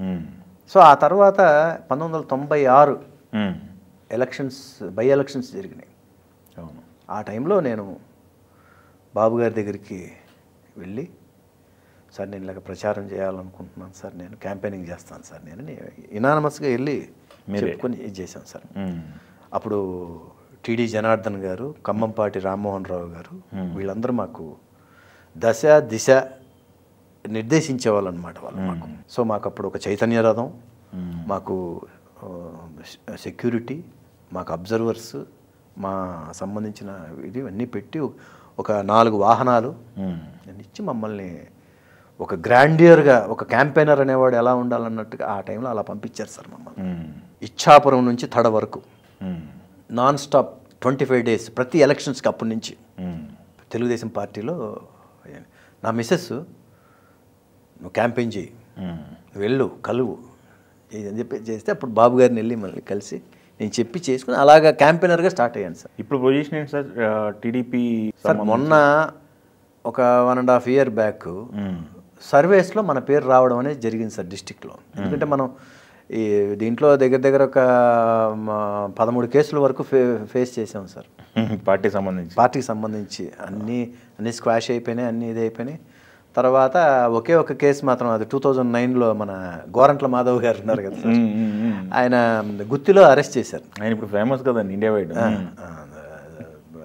ఎంపీ గారు, హిందూపూర్ ఎంపీ గారు. అప్పుడు ఆయన ఎస్ఐగా ఉండేవారు, గుత్తి ఎస్ఐగా ఉండేవారు. అప్పుడు మీటింగ్ అయిపోయి చదువుతున్నాము, అరెస్ట్ చేశారు. ఆ కేసు ఇంకా జరుగుతోంది. ఇప్పుడు హైకోర్టుకు వచ్చింది. ఏంటి లేదు సార్, పర్మిషన్స్ లేవు అంటారు వాళ్ళు, పర్మిషన్స్ ఉన్నాయని మేము అంటాం. లేకుండా రోడ్ షో చేసాము, ఇది పర్మిషన్స్ ఉన్నాయి, లేకుండా ఎలా ఉంటుంది సార్? లేవు అని చేశారు, అరెస్ట్ చేశారు. అంటే అరెస్టు విడుదల రెండు ఒకే టైం వెంట వెంటనే అయిపోతాయి, కానీ తర్వాత అది ఇదవుతుంది కదా సార్. మామూలుగా ఏంటంటే ఇవన్నీ క్యాంపెయినర్స్గా ఉండేటప్పుడు ఇవన్నీ జరగడం సహజమే సార్. మామూలుగా పార్టీలో ఏంటంటే తర్వాత మాతో వకాలత్ తీసుకొని వెంటనే చేసేస్తే స్క్వాష్ చేస్తారు. అందరు చాలామంది ఆర్టిస్టులు క్యాంపెయినర్స్గా ఉండే వాళ్ళందరూ పెద్ద పెద్ద వాళ్ళందరితో సహా మామూలుగా తీసుకుని అయిపోతుంటారు సార్. ఆ టైం ఎందుకు మిస్ అయింది నా పేరు. ఓకే, ఆ వకాలత్ తీసుకొని చేయించడంలో మిస్ అయిపోయింది. తర్వాత నాకు అరెస్ట్ వారెంట్ వచ్చి నేను లొకేషన్లో ఉంటే సమన్లు వచ్చి ఇచ్చి వాళ్ళు తర్వాత తీసుకెళ్ళి ఇవన్నీ జరిగినాయి. అరెస్ట్ చేశారు అప్పుడు చేసి వెళ్ళి గుత్తి కోర్టులో వెళ్ళి ఇదయ్యాం, చేసి ఫేస్ చేసాం. తర్వాత పార్టీ నుంచి మనకు ఫుల్ సపోర్ట్. చంద్రబాబు గారు ఇమీడియట్గా మన కోసం పార్టీకి ఇదిగో వచ్చిన వాళ్ళకి ఎక్కడ ఏది ఇది అవ్వకూడదు, జాగ్రత్తగా ఇదని చెప్పి ఇది చేశారు. తర్వాత గాజుల ఆదన్న గారే నా కేసులన్నీ మొత్తం ఇది చేసింది. ఆయన అనంతపూర్ లీగల్ ఇది ఇలా ఉంటారనమాట. సో ఆయన మొత్తం ఇది చేశారు, కేసులన్నీ ఆయనే చేశారనమాట. ఇప్పుడేంటి సార్ పార్టీ నుంచి మీరు ఏమన్నా ఎక్స్పెక్ట్ చేశారా టికెట్ కానీ? అదే చెప్తున్నాను కదా సార్, ఇప్పుడు మొన్న ఒక 1.5 year బ్యాక్ ఈ దీంట్లో మాది కమ్యూనిటీ వచ్చేసి వీవర్స్ సార్. మేము ఈ చేనేతలు అంటారు కదా సార్, మేము ఇదనమాట. అనంతపూర్ డిస్టిక్లో గుంటకల్. ఇప్పుడు కొత్త క్యాండిడేట్ ఎవరున్నారు నెక్స్ట్ అన్నప్పుడు నా పేరు రైజ్ అయింది సార్ అక్కడ సర్వీస్లో. ఓకే. సో ఆ తర్వాత మళ్ళీ వాళ్ళు వచ్చి నాతో మాట్లాడడం, ఓకే. ఇవన్నీ జరిగినాయి. సర్వే సంబంధించిన వీళ్ళందరూ వచ్చి మన రాబిన్సన్ గ్రూప్ వాళ్ళు వీళ్ళందరూ మాట్లాడడము, నా డీటెయిల్స్ తీసుకొని సర్వేస్లో అలా రైజ్ అయిన తర్వాత నేను అప్పుడు బాబు గారిని కలవడము, లోకేష్ బాబు గారిని కలవడము ఇవన్నీ జరిగి ఓకే. ఇంతవరకు ఇన్ని దీనిలలో ప్రతి ఎలక్షన్స్కి మనం ఎప్పుడు వెళ్తున్నా కూడా నేను వెళ్ళి బాబు గారిని వెళ్ళి అడిగి చేసింది ఎప్పుడూ లేదు. నాకు ఇది కావాలని అడగలే, ఎప్పుడు అడగలే. 2009 ఎలక్షన్స్ అప్పుడు బాబు గారు ఒక్కసారి మాత్రం రాజ్ కుమార్ పార్టీలో నేను ఒకటి చెప్తాను నువ్వు చేద్దువు కానీ అన్నారు. ఆయన బాబు గారు ఎందుకన్నారో నాకు తెలియదు, అన్నారు కదా అని మళ్ళీ నేను ఎప్పుడు బాబు గారిని వెళ్ళి సార్ మీరు ఆ రోజు ఆ మాట అన్నారు కదా మీరు అలా కూడా గుర్తు చేయలే నేను. ఎందుకంటే పెద్దవాళ్ళు వాళ్ళు అనుకుంటే చేస్తారు. కాకపోతే ఏంటంటే నా మిస్సెస్ ఎప్పుడు ఒక మాట అంటూ ఉంటుంది, అడగంది అమ్మ కూడా అన్నం పెట్టదు, అలాగే ఒకసారి నీ అభిప్రాయం చెప్పు, వెళ్ళి బాబు గారికి లోకేష్ బాబు గారికి ఒకసారి నీ అభిప్రాయం చెప్పు, పార్టీలో ఎట్లాగో ఇప్పుడు సర్వేలో నీ పేరు రైజ్ అయ్యింది, అక్కడి నుంచి మాట్లాడారు. సో ఒకసారి ఏదైనప్పుడు నేను అప్పుడు చెప్పారు లోకేష్ బాబు గారిని చంద్రబాబు గారిని ఇద్దరిని వెళ్ళి కలిసి మాట్లాడి నా అభిప్రాయం చెప్పడం జరిగిందనమాట. చెప్తే వాళ్ళు కూడా లేదు రాజ్కుమార్ డెఫినెట్గా పరిగణలోకి తీసుకుంటాము ఇదని చెప్పి దాని మీద జరిగింది. తర్వాత మన పేరు కూడా గుంటకల్ నేను అడిగింది ఏంటంటే అసెంబ్లీ అయితే గుంటకల్ నా సొంతూరు, ఎందుకంటే మా బంధువర్గం ఫుల్గా మా కమ్యూనిటీ ఇవన్నీ నాకు గుంటకల్లు, గుత్తి, పామిడి మా ఈ 3 మండలాలు కలిపి మా గుంతకల్ కాన్స్టిట్యున్సీ వస్తుంది అనమాట. సో మనకు అక్కడంతా బంధువర్గం ఇవన్నీ ఉన్నాయి, మనకు ఇవన్నీ ఉన్నాయి, తప్పకుండా అసెంబ్లీ అయితే అది బాగుంటుంది అనేది, లేదా పార్లమెంట్ అయితే హిందూపూర్ అడిగా, లేదా వేరే ఎక్కడైనా ఏదన్నా కూడా మీరు సపోర్ట్ చేస్తే నేను ఎక్కడైనా నిలబడతాను, నాకేం ఇది లేదన్నట్టుగా నేను చెప్పా. డెఫినెట్గా పరిగణలోకి తీసుకుంటాం, చూద్దాం ఈ విషయం ఆలోచిద్దామన్నారు. తర్వాత ఏంటి పరిస్థితి ఇప్పుడు పరిస్థితి ఏమనుకుంటున్నారు, ఇప్పుడు మీరు సిచ్యువేషన్ ఏమనుకుంటున్నారు, ఆంధ్రాలో టీడీపీ పరిస్థితి ఏమనుకుంటున్నారు, అవతల అపోజిషన్ పార్టీ గురించి ఏమనుకుంటున్నారు, మీ ఒపీనియన్ ఏంటి సార్? ఒకటే నేను చెప్తాను సార్, ఇప్పుడు కూడా ఈసారి తెలుగుదేశం పార్టీ, జనసేన, బీజేపీ 3 కూటమిగా చేరే ఖచ్చితంగా మన పార్టీ ఇప్పుడు గవర్నమెంట్ ఫామ్ చేస్తుంది, అందులో డౌట్ లేదు. అదే అవతల మామూలుగా చాలా చేసాము, ప్రతి ఇంటికి మేము ఈ 5 సంవత్సరాలు వెళ్ళాము అని చెప్పేసి అంటారు కదా. ఒకటి సార్ మనం ఎన్ని మాట్లాడుకున్నా నేను మా నాయకుల దగ్గర నుంచి నేను నేర్చుకున్నది ఏంటంటే విమర్శలు అనేది టైం వేస్ట్ పను. ఇంకొకటి చంద్రబాబు గారు ఎప్పుడు ఒక మాట చెప్తుంటారు, నాయకుల్ని మనం గౌరవించాలంటాడు ఆయన. ఏ నాయకులనైనా గౌరవించాలి, ఏదైనా కూడా విషయం వచ్చినప్పుడు ఆ పాలసీ మ్యాటర్స్ మీద మనం ఎన్నైనా మాట్లాడుకోవచ్చు, కానీ వ్యక్తిగతంగా అనేది ఎప్పుడు వెళ్ళకూడదు అనేది చంద్రబాబు గారు చెప్పే అదొక గొప్ప రాజనీతి, అది రాజనీతిలో ఒక భాగం అది. ఓకే, నేను అదే అనుకుంటాను, మనకు విమర్శలు వద్దు, ఏం చేయాలన్నా మనం చేసి చూపించాలి సార్. చేసి చూపించినప్పుడు ప్రజలు గ్యారెంటీగా దాన్ని గుర్తిస్తారు. అఫ్ కోర్స్ మీరు చెప్తున్నారు మరి చంద్రబాబు నాయుడు మంచివాళ్ళు అని చెప్పేసి, బట్ అవతల వాళ్ళు మంచివాళ్ళ కాదనేది చూసుకోవాలి కదా. ఆయన అరెస్ట్ కూడా జైలుకి వెళ్ళాడు కదా. అదే చెప్తున్నా. ఇప్పుడు పరిస్థితి ఎట్లా ఉందంటే బురద వచ్చి పడితే బురదను తుడుచుకోవాల్సిన పరిస్థితి అయిపోయింది ఇప్పుడు. అరే బురద నా మీద, నేను మంచివాడిని కదా, నా మీద పడకూడదు కదా అనడానికి లేదు కదా సార్. బురద వచ్చి పడితే తుడుచుకోవాలి అంతే, అది పరిస్థితి, ప్రస్తుత పరిస్థితి. ఇందాక చెప్పిన మాట ఏంటంటే బేసిక్ ఎప్పుడు కూడా అదే జయిస్తుంది సార్. ప్రస్తుతానికి వాళ్ళకు టెంపరీగా అలా ఇదవుతుండొచ్చేమో, కానీ ఎప్పటికైనా కానీ ఇదే స్టాండర్డ్. ఇప్పుడు ఇంతకుముందు ఏది ఉన్నా కూడా చట్టసభల్లో పాలసీ మ్యాటర్స్ మీద వాళ్ళు మాట్లాడుకుంటూ ఉంటారు, ప్రజలు కూడా గమనిస్తూ ఉంటారు. వ్యక్తిగతంగా పోయే లోపల ఏమవుతుందంటే చీదరించుకుంటారు, అయ్యి బాబాయ్ ఇలా మాట్లాడుకుంటున్నారు ఏంటి, ఇలా కూడా ఉంటుందా అన్నట్టుగా. మీరు బయట వచ్చే లోపల మళ్ళీ ఇంతకుముందు చూడండి చక్కగా ఫంక్షన్స్లో, వాళ్ళ మ్యారేజ్లు ఫంక్షన్స్లో కానీ అంటే అన్ని పార్టీల వాళ్ళు, అందరు నాయకులు, అందరు ఫ్యామిలీస్ కలిసి హ్యాపీగా మాట్లాడుకుంటూ ఉంటారు. అది ఎన్నో సందర్భాలు మనం మీడియాలో కూడా చూడడం జరుగుతూ ఉంటుంది. కానీ ఇప్పుడు ఆ పరిస్థితి లేదు, అదొక్కటి లేదు, అదొక్కటే చిన్న బాధాకరం. ఓకే, అంటే నేను బాధపడినా కూడా ఉపయోగం ఏం లేదు, వీడు బాధపడితే మనకేంటి అన్నట్టుగా ఉంటుంది పరిస్థితి, అట్లా ఉంది. కానీ మేము ఫీల్ అవుతూ ఉంటాం, ఒక కామన్ మ్యాన్గా మేము ఒక మనిషిగా మామూలుగా ఆలోచిస్తే ఒక ఓటర్గా ఆలోచిస్తే బాధ అనిపిస్తుంది. పోయి ఇంత ముందులాగా లేదే ఇప్పుడు పరిస్థితి అన్నట్టుగా అయిపోయింది. ఓకే. అందులో మీడియా ఎప్పుడు కూడా కెమెరాస్ అన్ని మన మీద ఉండే లోపల వాళ్ళ ఎగ్జిస్టెన్స్ని చూపించుకోవాలనుకుంటూ ఉంటారు ప్రతి ఒక్కరు కూడా. అదొక చిన్న ఇది ఉంది, అందుకని ఇంకా బర్స్ట్ అయిపోతూ ఉంటారనమాట. ఇంతకుముందు అలా కాదు కదా, ఇప్పుడు అందులో లైవ్లు కదా. ఇప్పుడు చట్టసభల్లో కూడా అన్ని లైవ్స్ వచ్చేసినాయి. సో మనం ఏదో ఒకటి మన ఎగ్జిస్టెన్స్ చూపించుకోవాలంటే మనం ఏదైనా మాట్లాడాలి, ఏదైనా చేయాలి అనేది వచ్చేసింది సార్ ఇప్పుడు. ఓకే. ఒకప్పుడు అసలు ఏం జరిగినాయో ఎవరికి తెలియదు. ఇప్పుడు ప్రతి నిమిషం ప్రతి సెకండ్ తెలిసిపోతున్నాయి బయట. ఓకే. ఇంకొకటి సార్, మనకి ఇప్పుడు మీరు టికెట్ ఎక్స్పెక్ట్ చేశాను అన్నారు, బట్ రాజకీయాలు అంటే డబ్బుతో కూడుకున్నాయి అన్నారు. ఏంటి డబ్బు పరిస్థితి ఏంటి? సంపాదించారా టికెట్? ఎమ్మెల్యేకి పోటీ చేసేంత డబ్బు సంపాదించారా మీరు? నేను నా ఆర్థిక పరిస్థితిని క్లియర్గా చెప్పాను సార్. మేము ఎంతవరకు పెట్టుకుంటాం, ఎంతవరకు ఇది అనేది కూడా క్లియర్గా చెప్పాం. పార్టీకి చెప్పేశాం. దానికి వాళ్ళు యాక్సెప్ట్ చేశారు. ఓకే ఓకే రెడీగా ఉండండి చెప్తాం ఇదన్నట్టుగానే. అందులో ఎక్కడ ఇదేం లేదు. ఎందుకంటే ఇప్పుడు పొలిటికల్కి సంబంధించినది అది ఖచ్చితంగా డబ్బులతో కూడుకున్న పనులే. అది మనం ఊరికే నాకు టికెట్ కావాలి ఇచ్చేసేయండి కాదు కదా సార్. ఇది ఖచ్చితంగా డబ్బులతో కూడుకున్న పనులే. అది మేము ప్రిపేర్ అయ్యే మాట్లాడాం. ఓకే. అది కూడా మా ఇంట్లో మా మావయ్య గారు, మా బావమరిది రవీంద్రనాథ్ రెడ్డి, మా మామగారు బలరామరెడ్డి గారు, తర్వాత ఇంకా నా వైఫ్ వాళ్ళు చెప్పిన దీన్ని బట్టే నేను ఇంట్లో మాట్లాడుకున్న తర్వాతే నేను చంద్రబాబు గారిని తర్వాత లోకేష్ బాబు గారిని కలవడం జరిగి మాట్లాడి ఇవన్నీ చేయడం జరిగిందనమాట. ఓకే. బట్ నా ఆర్థిక పరిస్థితి క్లారిటీగా చెప్పాను సార్. అంటే చెప్పానంటే మళ్ళా అలా అని కాదు. నేను ఇంతవరకు నేను 15 వరకు నేను రెడీగా ఉన్నాను. ఇంకొక 5 కూడా నేను సర్దుకుంటాను. ఒక 20-20 CR వరకు నేను రెడీగా ఉన్నాను సార్, ఖర్చు పెట్టగలను. ఇంకా పైన అంటే నా స్థాయికి నేను చేసుకోలేను సార్. నేను పద్ధతి దీంట్లోనే చెప్పాను నేను సార్కి కూడా, ఇంతవరకు నేను రెడీగా ఉన్నాను. ఓకే. అనేసి క్లియర్గా చెప్పడం జరిగింది సార్. ఇంకొకటిసారి ఇప్పుడు కూటమిలో జరుగుతున్న పరిణామాలు చూసిన తర్వాత, అంటే కూటమి సర్దుబాట్లు కానీ టికెట్లు రాని వాళ్ళు కొంచెం ఇబ్బంది పడటం కానీ ఇవన్నీ చూస్తుంటే మీకు అనిపిస్తుంది 1-2 చోట్ల బయటకు వచ్చి మాట్లాడారు కూడా, అదే నమ్ముకున్నాం కదా అని చెప్పేసి.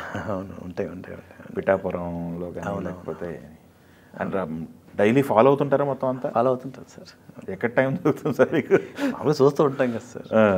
రీసెంట్గా ఎప్పుడు కలిసారు సార్ బాబు గారిని?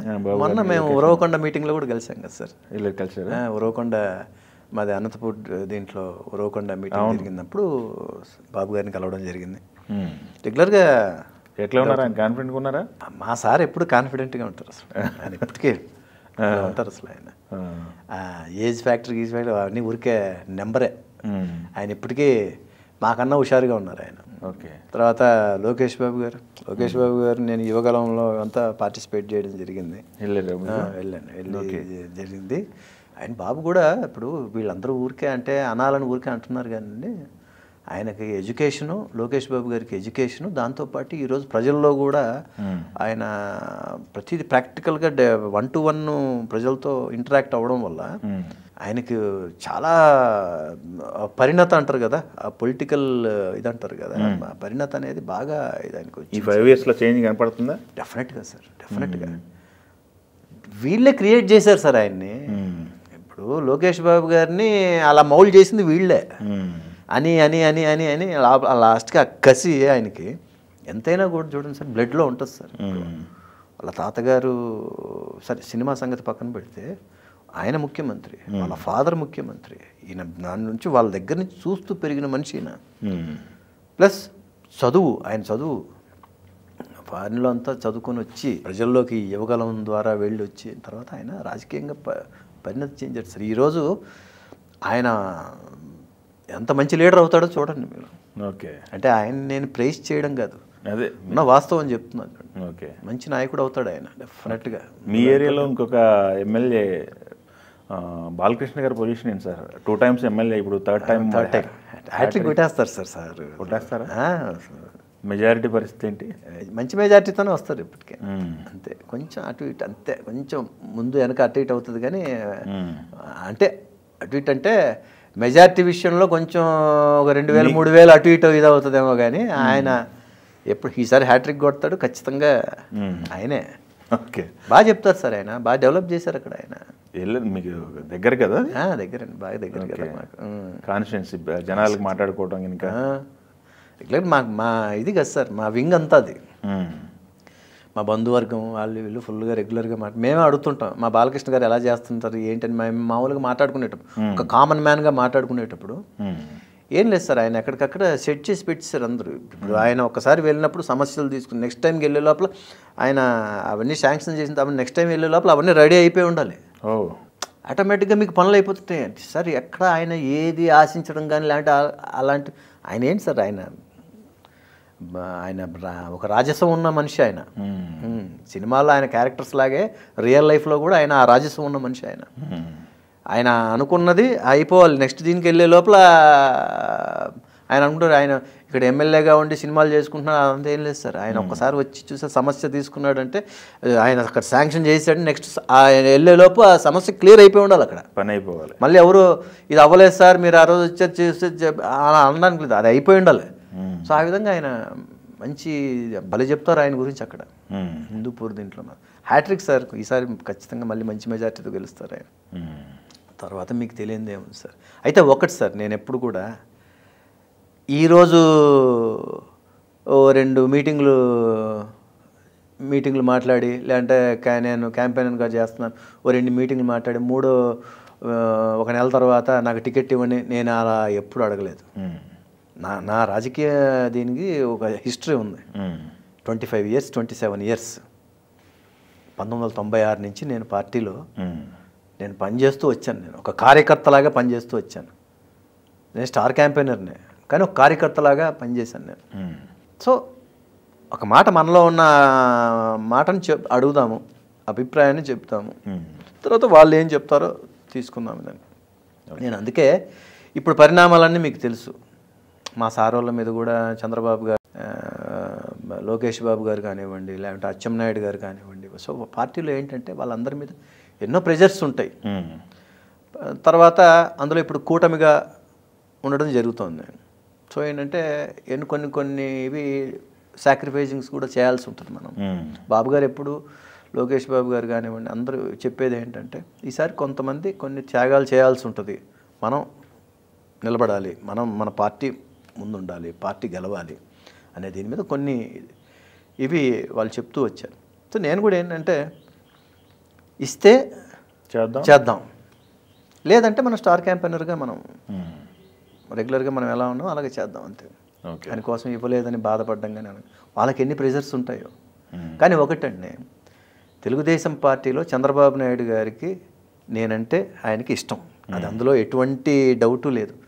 ఆయనకు నాకు ఏదైనా ఖచ్చితంగా చేయాలనేది ఉంటుంది. అది ఎప్పుడు అనేది ఆ భగవంతుడు నిర్ణయిస్తాడు. మనం ప్రస్తుతం నాకు ఇప్పుడు యాక్చువల్గా గుంటకల్ ఆల్మోస్ట్ మనకు వచ్చేసింది అన్నట్టుగానే అనిపించింది, అది జరిగింది కూడా. కానీ కొన్ని కారణాల వల్ల కొంచెం ఇలాగా అంత మాత్రం చేత మనం ఎప్పుడు ఫీల్ అయింది లేదు, ఏం లేదు. ఏమంటున్నారు సార్, రాయలసీమ ప్రజలకి న్యాయ రాజధాని కావాలా వద్దా? మాకు రాజధాని కావాలని ఎవరు కోరుకోవట్లేదా మీ రాయలసీమ ప్రజలు? సార్ ఇప్పుడు నేను మామూలుగా 10 మందితో మాట్లాడేటప్పుడు అలా మనం తీసుకుంటాం విషయాన్ని. 3 రాజధానులు అనేది ఎవరు అడగరు సార్. మామూలుగా మనం ఇంతకాలం క్యాపిటల్ సిటీ అనేది ఒకటి అంతే.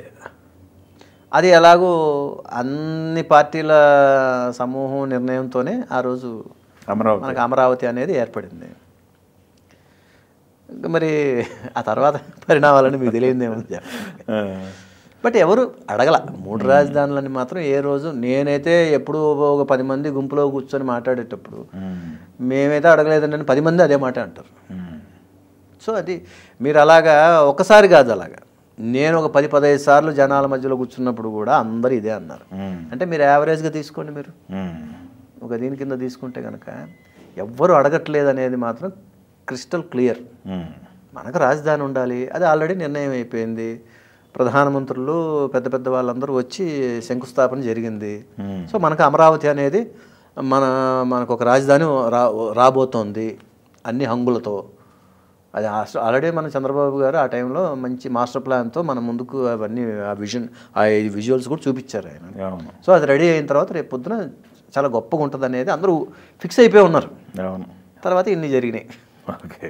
ఇంకొకటి సార్ మనకి ఓకే స్టేట్ వరకు ఓకే పొలిటికల్గా ఉన్నారు కాబట్టి అడుగుతున్నా, సెంట్రల్ పొజిషన్ మీ అభిప్రాయం ఏంటి? సెంట్రల్ పొజిషన్ అంటే ఇప్పుడు ఉన్న పరిస్థితికి నేను మాట్లాడకూడదు సార్. ఓకే. ఖచ్చితంగా బీజేపీ వచ్చేస్తుంది, అంతవరకు మాత్రం చెప్పగలను. ఇప్పుడు ప్రజెంట్ సిచ్యువేషన్ ఖచ్చితంగా బీజేపీ గవర్నమెంట్ ఫామ్ చేస్తుంది. ఓకే. ఎందుకంటే సార్ అక్కడ నార్త్లో వాళ్ళు వచ్చేసి కరుడు కట్టిన వీళ్ళు సార్ మన బీజేపీకి సంబంధించి. ఓకే. సో ఖచ్చితంగా బీజేపీ నెక్స్ట్ ఫామ్ చేసేస్తుంది. మన కర్ణాటక, తెలంగాణ ఇటు సైడు మనకి బీజేపీ కనపడుతూ ఉంటుంది, కొంచెం ఇదిగా ఉంటుంది కొంచెం. కానీ నార్త్లో వాళ్ళందరూ బీజేపీ ఇది కాబట్టి, ఎస్పెషల్లీ ఆ 5 స్టేట్స్ కొంచెం ఇది ఉంది కాబట్టి ఈసారి వాళ్ళే ఫామ్ చేస్తారు, అందులో డౌట్ లేదు. ఓకే. బీజేపీ అంటే నేను ఒక కామన్ ఓటర్గా, కామన్ మ్యాన్గా మాట్లాడే ఈ సిచ్యువేషన్ అలా అనిపిస్తుంది. ఓకే. కన్నడలో కూడా సినిమాలు చేశారు మీరు, 6 సినిమాలు మంచి హిట్లు కదా సార్. 6లో సక్సెస్ రేట్ ఎక్కువ ఉంది కదా, 6 చేసినట్టున్నారు కదా. 6 సినిమాలు సార్. సక్సెస్లు అంటే నాకు నా స్టార్డమ్ మారిపోయేంత సక్సెస్ఫుల్ రాలేదు సార్. మామూలుగా ఏంటంటే ఫ్యామిలీ హీరో అన్నట్టుగా మంచి సినిమాలు చేసాం. అక్కడ క్యారెక్టర్ ఆర్టిస్ట్గా అక్కడ కొనసాగకుండా మళ్ళీ తెలుగుని లేదు సార్, నేను అక్కడ హీరోగానే చేసి వచ్చేసాను. వచ్చేసి మళ్ళీ వెళ్ళలేదు కదా. మళ్ళీ వస్తున్నా కూడా నాకేంటంటే ఇక్కడ మళ్ళీ సీరియల్స్లో బిజీ అయిపోవడం వల్ల ఇంకా తమిళ్ ఒకటి, కన్నడ ఒకటి, ఇప్పటికీ మీకు ఉంది స్పేస్. ఎప్పటికీ తమిళ్లో సీరియల్స్ కూడా నావి పెద్ద హిట్లు సార్ అన్నీ. రీసెంట్గా నేను ఆమెని గారు చేసిన సీరియల్ కూడా చాలా పెద్ద హిట్ సన్ టీవీలో. తర్వాత విజయ్ టీవీలో చెల్లమ్మ, ఈ 2 మంచి హిట్లు అనమాట నాకు. ప్రస్తుతానికైతే మీరు serials work, next politics goal. Next నాకు తెలిసి ఇంకా గోల్ అంటూ ఉంటే పాలిటిక్స్ అనుకుంటున్నా. పాలిటిక్స్లో ఒకటే సార్, నేను ఇప్పుడు పార్టీలో మా చంద్రబాబు గారికి నేను ఇష్టమైన, నాకు ఇష్టమైన మనిషి ఆయన. నాకు ఎందుకంటే సినిమా ఫీల్డ్లో రామారావు గారు, కృష్ణ గారు ఎంత ఇష్టమో, తర్వాత రాజకీయాల్లోకి వచ్చేలోపు చంద్రబాబు గారు అంటే అంత ఇష్టం నాకు. సో అది చంద్రబాబు గారికి తెలుసు. చంద్రబాబు గారికి కూడా ఏదైనా దీంట్లో మన వాడిని ఇది చేయాలనేది ఆయనకి ఉంది. అది ఎప్పుడు చేస్తారనేది ఆయనకే వదిలేయాలి. ఎందుకంటే ఆయనకి ఎన్ని ప్రెజర్స్ ఉన్నాయి సార్, ఎన్ని ప్రెజర్స్ ఆయనకి తెలుసు. నాకు డౌట్ సార్, కానీ ఏదో ఒక టైంలో మాత్రం బాబు గారు నన్ను ఖచ్చితంగా ఒక మంచి దీంట్లో ఇది చేస్తారనేది నాకు నమ్మకం ఉంది. ఒక డౌట్ సార్, జనాల్లో ఒక నానుడు ఉంది, మామూలుగా క్యాంపెయినింగ్ చేసినా కానీ లేకపోతే సినిమా నుంచి కానీ ఆర్టిస్టులు కానీ సెలబ్రిటీని కానీ తీసుకెళ్తే పే చేస్తారా, పార్టీలు పే చేస్తాయా? అది విన్నాను కానీ నేనైతే మాత్రం ఏ రోజు కానీ డబ్బులు తీసుకోవటం అస్సలు. డబ్బులు తీసుకుంటే ఏమైంది సార్, నేను ఒక పెయిడ్ ఆర్టిస్ట్ అంతే. అదే డబ్బులు తీసుకుంటే పెయిడ్ ఆర్టిస్ట్ నేను. డబ్బులు తీసుకున్నాను, వాళ్ళు చెప్పింది మాట్లాడేసి వెళ్ళిపోయాను. నో, మనం పని చేస్తే సిన్సియర్గా పని చేయాలి. పార్టీ కోసం పని చేయాలన్నప్పుడు పని చేయాలి అంతే. నేను ఎప్పుడు అలాంటిది చేయలేదు. అలాంటి ఒక్కరు నా మీద ఏమైనా నేను పీక కోసుకుంటా. నేను ఎక్కడ కానీ నేను ఇన్ని సంవత్సరాలు నా స్టార్ క్యాంపెయినర్గా ఉన్నా. నేను తెలుగుదేశం పార్టీలో నిస్వార్థంగా చేసుకుంటూ వచ్చాను నేను. అది నేను గర్వంగా చెప్పుకుంటాను. నేను తెలుగుదేశం మధ్యలో మీరు అన్నట్టుగా కొంతమంది వచ్చారు అలాగా, అంటే వాళ్ళు సంతోషంగా వచ్చారు. మీకు ఆఫర్ చేశారా? అదే చెప్తున్నా, సంతోషంగా వచ్చి. No sir. వేరే పార్టీలు వచ్చారు మీ దగ్గరికి? వేరే పార్టీల వాళ్ళు నేను నిజంగా అంత ఎప్పుడు ముందుకు వెళ్ళలేదు సార్. వాళ్ళ తెలిసిపోయి ఉంటుంది సార్, అడిగినా కానీ రాడు. నేను hard core fan of Telugu Desam అనేది తెలుసు. ఓకే. ఇంకోటి ఏంటంటే నేను అయితే అందరూ మంచి సర్కిల్ ఉంది మనకి. అన్ని పార్టీల్లో వాళ్ళు మంచి స్నేహితులు ఉన్నారు, ఫ్రెండ్స్ ఉన్నారు, అందరు ఉన్నారు. ఓకే. తమ్ముడే ప్యాకెట్ ఓకే. మళ్ళీ సినిమాల్లో మంచి క్యారెక్టర్లు ఏమన్నా ఆఫర్ చేస్తారా? సీరియల్స్ బిజీగా లేదు సార్, అలాగేం లేదు. అకార్డింగ్ టు ద సిచ్యువేషన్ మనం వెళ్ళిపోతూ ఉండాలి సార్. అదే ఒకటి ఏంటంటే ఈ క్యారెక్టర్ ఏంటి, మనం ఏంటి అనేది చూసుకోవాలి. ఓకే. ప్రోటోకాల్ అనేది ఎప్పుడు మిస్ అవ్వకూడదు ఎప్పుడు. ఓకే. ఇప్పుడు మీరు సీరియల్స్లోనేమో యంగ్ చేస్తున్నారు, ఏజ్డ్ చేస్తున్నారు, అన్నీ మోస్తున్నారు అక్కడ. Yes sir. గెటప్ మామూలుగా మెయింటైన్ అవుతున్నారు. ఇప్పుడు మీ అసలు ఏజ్ ఎంత సార్? సార్ నేను బర్త్ ఇయర్ 1967. అంటే లెక్కేసుకోండి సార్, నాకు తెలిసి ఇప్పుడు 56, 57 ఉంటుంది. మొన్న మార్చి 12కి 56 అయిపోయినట్టుంది. ఇప్పుడు చూస్తేనేమో మీరు 30-35 మధ్యలో ఉన్నట్టు కనపడుతున్నారు. బట్ మీకు క్యారెక్టర్లో కావాలి, మంచి క్యారెక్టర్ రావాలంటే సినిమా వాళ్ళు మిమ్మల్ని ఏం చూసి ఒక ఫాదరో లేదు సార్, ఒక మా ప్రొడ్యూసర్స్ డైరెక్టర్స్కి ఈ మధ్యన ఒక అవగాహన ఉంది సార్. ఉందా? ఎందుకంటే మౌల్డ్ చేసుకుంటాడు, ఏ గెటప్నైనా పలానా అని చూపిస్తే మౌల్డ్ చేసుకుంటాడు ఇది అనేది ఒక ఇది ఉంది. ఉదాహరణ చెప్తా. మొన్న ఈటీవీ సీరియల్ శ్రీవల్లి జ్ఞాపిక ఎంటర్టైన్మెంట్స్ బ్యానర్, మన అనిల్ కడియాల గారు, ప్రవీణ కడియాల గారు ప్రొడ్యూసర్స్. వాళ్ళు నాకు ఒక 4 ఫోటోలు పంపించారు. సార్ మీరు ఊర్లో జమీందారు, ఈ గెటప్ ఉండాలి మీకు అని ఫోటోలు పంపించారు. ఓకే. ఆ ఫోటోలు పంపించిన ఫోటోలు ఎవరివి? బాలకృష్ణ గారివి. ఓకే. వీరసింహారెడ్డి సినిమా ఫోటోలు పంపించారు. రిఫరెన్స్. నేను వెంటనే ఫోన్ చేసి మన ప్రవీణ కడియాల గారు వెంటనే, ఏమండి మీరు పంపించిన ఫొటోస్ బాలకృష్ణ గారు మరి అప్పుడే రిలీజ్ అయి ఉంది సార్ ఆ సినిమా. అవును. జస్ట్ ఒక 15 రోజులు 20 రోజులు అవుతోంది ఆ సినిమా రిలీజ్ అయ్యి. వెంటనే ఈ గెటప్తో ఏదంటే మళ్ళీ కాపీ చేస్తారంటారేమో అండి అది అంటే, లేదండి అది సినిమా కదండి, ఒక 2-3 నెలల్లో దాని గురించి ఇది ఉండదు, ఇది మనది వెళ్తూ ఉంటుంది కదా, ఈ గెటప్ చాలా బాగుందండి, ఇది మీరు ఈ బేస్ చేసుకొని చేయండి అని అన్న. సరే అని చేయని అప్పటికప్పుడు ఆ విగ్ అవి ఇవి మొత్తం మేకప్ ఇవన్నీ ఇంకా మా టీంతో అంతా ఒకసారి డిస్కస్ చేసుకొని రెడీ చేసుకున్నాం. ఆ డ్రెస్సు ఇవన్నీ సెట్లోకి రాగానే మా అనిల్ కడియాల గారు అండ్ ప్రవీణ కడియాల గారు అదేంటి అప్పుడు వాల్టర్ వీరయ్యను వీరసింహారెడ్డి 2 ఒకటేసారి రిలీజ్లు కదండి. అదేంటి వాల్టర్ వీరసింహారెడ్డి అని ఊరికే లొకేషన్లో ఊరికే గోల్ చేయడం, తమాషగా జోకులు చేయడం. సో ఆ గెటప్తో రాగానే ఫస్ట్ టైం. ఓకే. సో అట్లాగే గెటప్ నచ్చింది అందరికీ. ఓకే.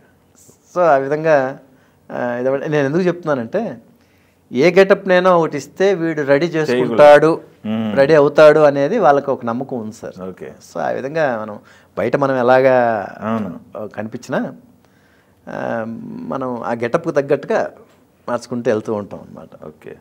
ఏంటి సార్ బయటికి వెళ్తే పరిస్థితి ఏంటి సార్? సీరియల్స్ డైలీ కనిపిస్తుంటారు, బయటికి వెళ్తున్నప్పుడు క్రౌడ్ నుంచి ఎలాంటి రెస్పాన్స్ వస్తుంది? అంటే చెన్నైలో మాకు పెద్దగా ఇదే ఉండదు సార్, ఎందుకంటే మేము మామూలుగా చేస్తాం. ఇక్కడ మామూలు ఇప్పుడు కూడా ఇక్కడ హైదరాబాద్ మేము షూటింగ్స్కి వెళ్ళినప్పుడు ఇక్కడ సిటీలో ఏం ఉండదు సార్ మాకు. ఇక్కడ హైదరాబాద్ సిటీలో ఏం ఉండదు, టు బి ఫ్రాంక్. చూస్తారు ఊరికే దూరం నుంచి అనుకుంటారు అలా వెళ్ళిపోతుంటారు. బట్ మేము దీంట్లో ఊర్లలోకి వెళ్ళినప్పుడు, విలేజ్లోకి, టౌన్స్కి కానీ విలేజ్లకు కానీ, లేదంటే ఏదైనా మేము బయట ఊర్లకు అవుట్డోర్ వెళ్ళినప్పుడు, ఏదైనా ఫంక్షన్స్కి వెళ్ళినప్పుడు కొంచెం ఇది ఉంటుంది సార్. ఎందుకంటే వాళ్ళకి ఆ ఎగ్జైట్మెంట్ అనేది ఉంటుంది. ఇప్పుడు నిన్నటిదాకా మనం టీవీలో లేకపోతే ఇంకోటి చూసి ఇప్పుడు ఎదురుగా చూస్తున్నప్పుడు ఆటోమేటిక్గా వాళ్ళకి ఆ సంతోషం, ఆ ఎగ్జైట్మెంట్ అనేది ఉంటుంది వాళ్ళల్లో. ఓకే. సో దాని తగ్గట్టుగా మనం కూడా ఏంటంటే, వాళ్ళు ఏమడుగుతారు సార్, అభిమానంగా ఒక ఫోటో అడుగుతారు. ఆ ఫోటో ఇచ్చామంటే వాళ్ళకి ఎంతో హ్యాపీ. అయితే ఇంకొకటి సార్, మనకి ఈ సుదీర్ఘమైన ప్రయాణం తర్వాత చూసుకున్నప్పుడు మీకు ఒకసారి ఆలోచిస్తే, నేను వెళ్తుంది కరెక్టేనా, నాకు రావాల్సినంత ఇచ్చిందా ఇండస్ట్రీ, లేకపోతే ఏమైనా మిస్ చేసిందా, ఇలాంటి ఫీలింగ్స్ ఏమన్నా ఉంటాయి సార్ మీకు? సార్ ఎన్నో అడ్డంకులు ఉన్నా కూడా నేను ఇంత దూరం వచ్చానంటే ఇండస్ట్రీ నన్ను, అభిమానులు కానివ్వండి, ఇండస్ట్రీ కానివ్వండి, నన్ను ప్రోత్సహించినందుకు ఇంత దూరం వచ్చాను సార్. నేను ఇండస్ట్రీ ఏమి చేయలేదు అనుకున్నప్పుడు ఇప్పుడు చేసిన దానికంతా కారణం ఎవరు సార్? ఇప్పుడు నన్ను ఇండస్ట్రీ ఇచ్చినందుకే నేను ఇవన్నీ చేయగలిగాను. అవును. నా డైరెక్టర్స్ కానివ్వండి, నా ప్రొడ్యూసర్స్ కానివ్వండి, నాకు ఇచ్చినందుకే నేను చేయగలిగాను. నా అభిమానులు కానివ్వండి, ఆడియన్స్ కానీ వాళ్ళు చూసినందుకే అవును మళ్ళీ ఇవన్నీ ఇస్తూ వచ్చారు. సో ఖచ్చితంగా నాకంటూ ఒక స్థానం అనేది వాళ్ళు ఇచ్చారు సార్ నాకు. ఇంకా పెద్ద స్టార్డమ్, ఇంకా పెద్ద హీరో లాగా పెద్ద ఏమన్నా మిస్ అయ్యానా అట్లాంటి ఏమన్నా అనిపిస్తుందా, లేకపోతే ఉన్నదాంతో సాటిస్ఫై? లేదు సార్, ఇది కూడా నేను సాటిస్ఫైడ్ అనేది ఎప్పుడు అవను. ఇది కూడా లేని వాళ్ళు చాలా మంది ఉన్నారు కదా. అలా నేను అంత మరి దాన్ని ఏమంటారు, ఆ వైరాగ్యంగా అంత ఇది వెళ్ళను. నేనేంటంటే మనం చేసే పని ఏ పని చేస్తున్నా దాన్ని పరిపూర్ణంగా చేయాలి, సిన్సియర్గా చేయాలి. అటెంప్ట్ చేయకూడదు, అటెంప్ట్ చేస్తే సక్సెస్ అవ్వాలి అనే దీంతోనే చేస్తాం సార్. సో మనకిచ్చింది మనం జాగ్రత్తగా చేసుకుంటే వెళ్ళాలనే దీంట్లోనే వెళ్తాను సార్. ఓకే. సో అదొకటి మాత్రం ఫాలో చేస్తాను నేను. ఓకే. అంతేగాని మనకి ఇంతే దేవుడు ఇచ్చింది అది అలాంటి నైరాశ్యంలోకి వైరాగ్యంలోకి నేను వెళ్ళను సార్. నేను అలాంటి పరిస్థితి వచ్చిన రోజున అసలు హ్యాపీగా మనం చేస్తూ అన్యాయం చేయకూడదు. ఎప్పుడు చేస్తే మనం ఏ ఫీల్డ్లో ఉన్నా ఆ ఫీల్డ్లో నెంబర్ 1గా ఉండాలనుకుంటాను నేను. ఓకే. సో నేను ఇప్పుడు సినిమా ఫీల్డ్లో స్టార్డమ్ అనేది ఎవరైనా ఫైట్ చేయాలి మనం, దానికోసం మన గోల్ అదే ఉంటుంది ఇప్పుడు. ఓకే, అక్కడ ఏదో అలా ఉంది, ఇంకో దీంట్లోకి వచ్చాం, అక్కడ నేను స్టార్డమ్ చూశాను సార్. నాకు ఇచ్చారు, ఇండస్ట్రీ ఇచ్చింది, ప్రజలు ఇచ్చారు నాకు చాలా సంవత్సరాలు, ఇంకా ఇస్తూనే ఉన్నారు. ఇంకా అదేవిధంగా నేను పొలిటికల్ దీంట్లో కూడా నేను నా ఊర్లో నేను పుట్టి పెరిగి చిన్నప్పటి నుంచి ఆడుకొని నేను చేసింది, నా ఊరికి ఇంకా చేయాల్సినవి చాలా ఉన్నాయి సార్. అంటే ఓహో ఇంతవరకు ఎవరు చేయలేదా నువ్వే వచ్చి చేస్తావని కదా, ఒక్కొక్క మనిషికి ఒక్కొక్క పర్సెప్షన్ ఉంటుంది సార్. ఇప్పుడు ఒక్కొక్క ఇది ఉంటుంది. నా ఊర్లో ఇలా ఉన్నాయి, ఎందుకంటే నేను ఎన్నో ఇవి చూస్తూ పెరిగాం. ఇలాంటిదే నా ఊర్లో కూడా ఉంటే బాగుంటుంది అనేది నాకు ఒక ఇది ఉంటుంది. సో ఇలాంటివి చేయాలి, నా ప్రజలకు, నా మనుషులకి నేను సేవ చేసుకోవాలి నేను అనేది ఒక ఇది ఉంటుంది. సో దాన్ని బట్టి సార్ డబ్బే సంపాదించాలనుకుంటే ఎన్నో చేయొచ్చు సార్. దానికోసం అని రాజకీయాల్లోకి వెళ్ళి డబ్బు సంపాదించాలని కాదు సార్. సో చేయాలనేది ప్రతి ఒక్కరికి ఒక్కొక్క ఇది ఉంటుంది సార్. నాకు ఒక ఇది ఉంది. మా ఊరికి నేను ఇది చేయాలి, మా ఊర్లో ఫలానాది లేదు, అది నేను చేయాలి, అది చేసి చూపించాలి. చూపిస్తే మన పేరు 10 కాలాల పాటు మన ప్రజలు మనల్ని చేస్తారు, హ్యాపీ ఫీల్ అవుతారు, తర్వాత మన పేరు నిలబడిపోద్ది అనేది నాకంటూ ఒక ఎయిమ్ ఇది ఉంది. ఓకే, చూద్దాం సార్, ఏదైనా కానీ ఎప్పుడైనా కానీ. నాకైతే ఒక్క విషయం ఈ ఇంటర్వ్యూ ద్వారా నేను ఒకటే ఏం చెప్పదలుచుకున్నానంటే సార్, ఈసారి నాకు టికెట్ నేను ముందు నుంచి ఒకటే మాట అంటున్నాను, నాకు టికెట్ ఇస్తే హ్యాపీగా పనిచేస్తాను, ఇవ్వకపోయినా నాకేం పర్వాలేదు, స్టార్ క్యాంపెయినర్గా ఉంటాను నేను. ఇదే మాట మొదటి నుంచి నేను చెప్పుకుంటూ వస్తున్నాను నేను. కానీ ఒక్కటి ఘంటాపదంగా చెప్తాను, చంద్రబాబు నాయుడు గారు ఖచ్చితంగా నాకు చేస్తారు. అది ఎప్పుడు చేస్తారనేది కాలం నిర్ణయిస్తుంది. ఓకే, ఆ నమ్మకం అయితే నాకు ఉంది.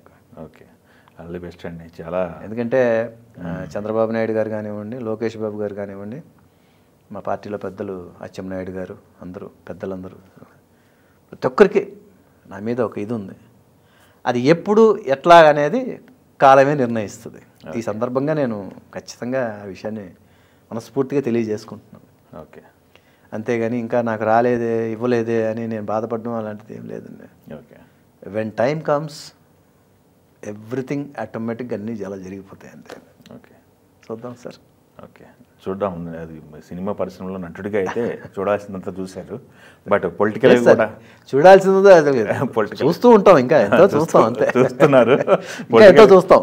పొలిటికల్ కూడా ఇంకా ఎంతో చూడాలని చెప్పేసి కోరుకుందాం. చూస్తాం సార్ ఖచ్చితంగా. మా బాబు గారు, లోకేష్ బాబు గారు ఖచ్చితంగా ఇస్తారు నాకు ఆ నమ్మకం ఉంది. Thank you sir.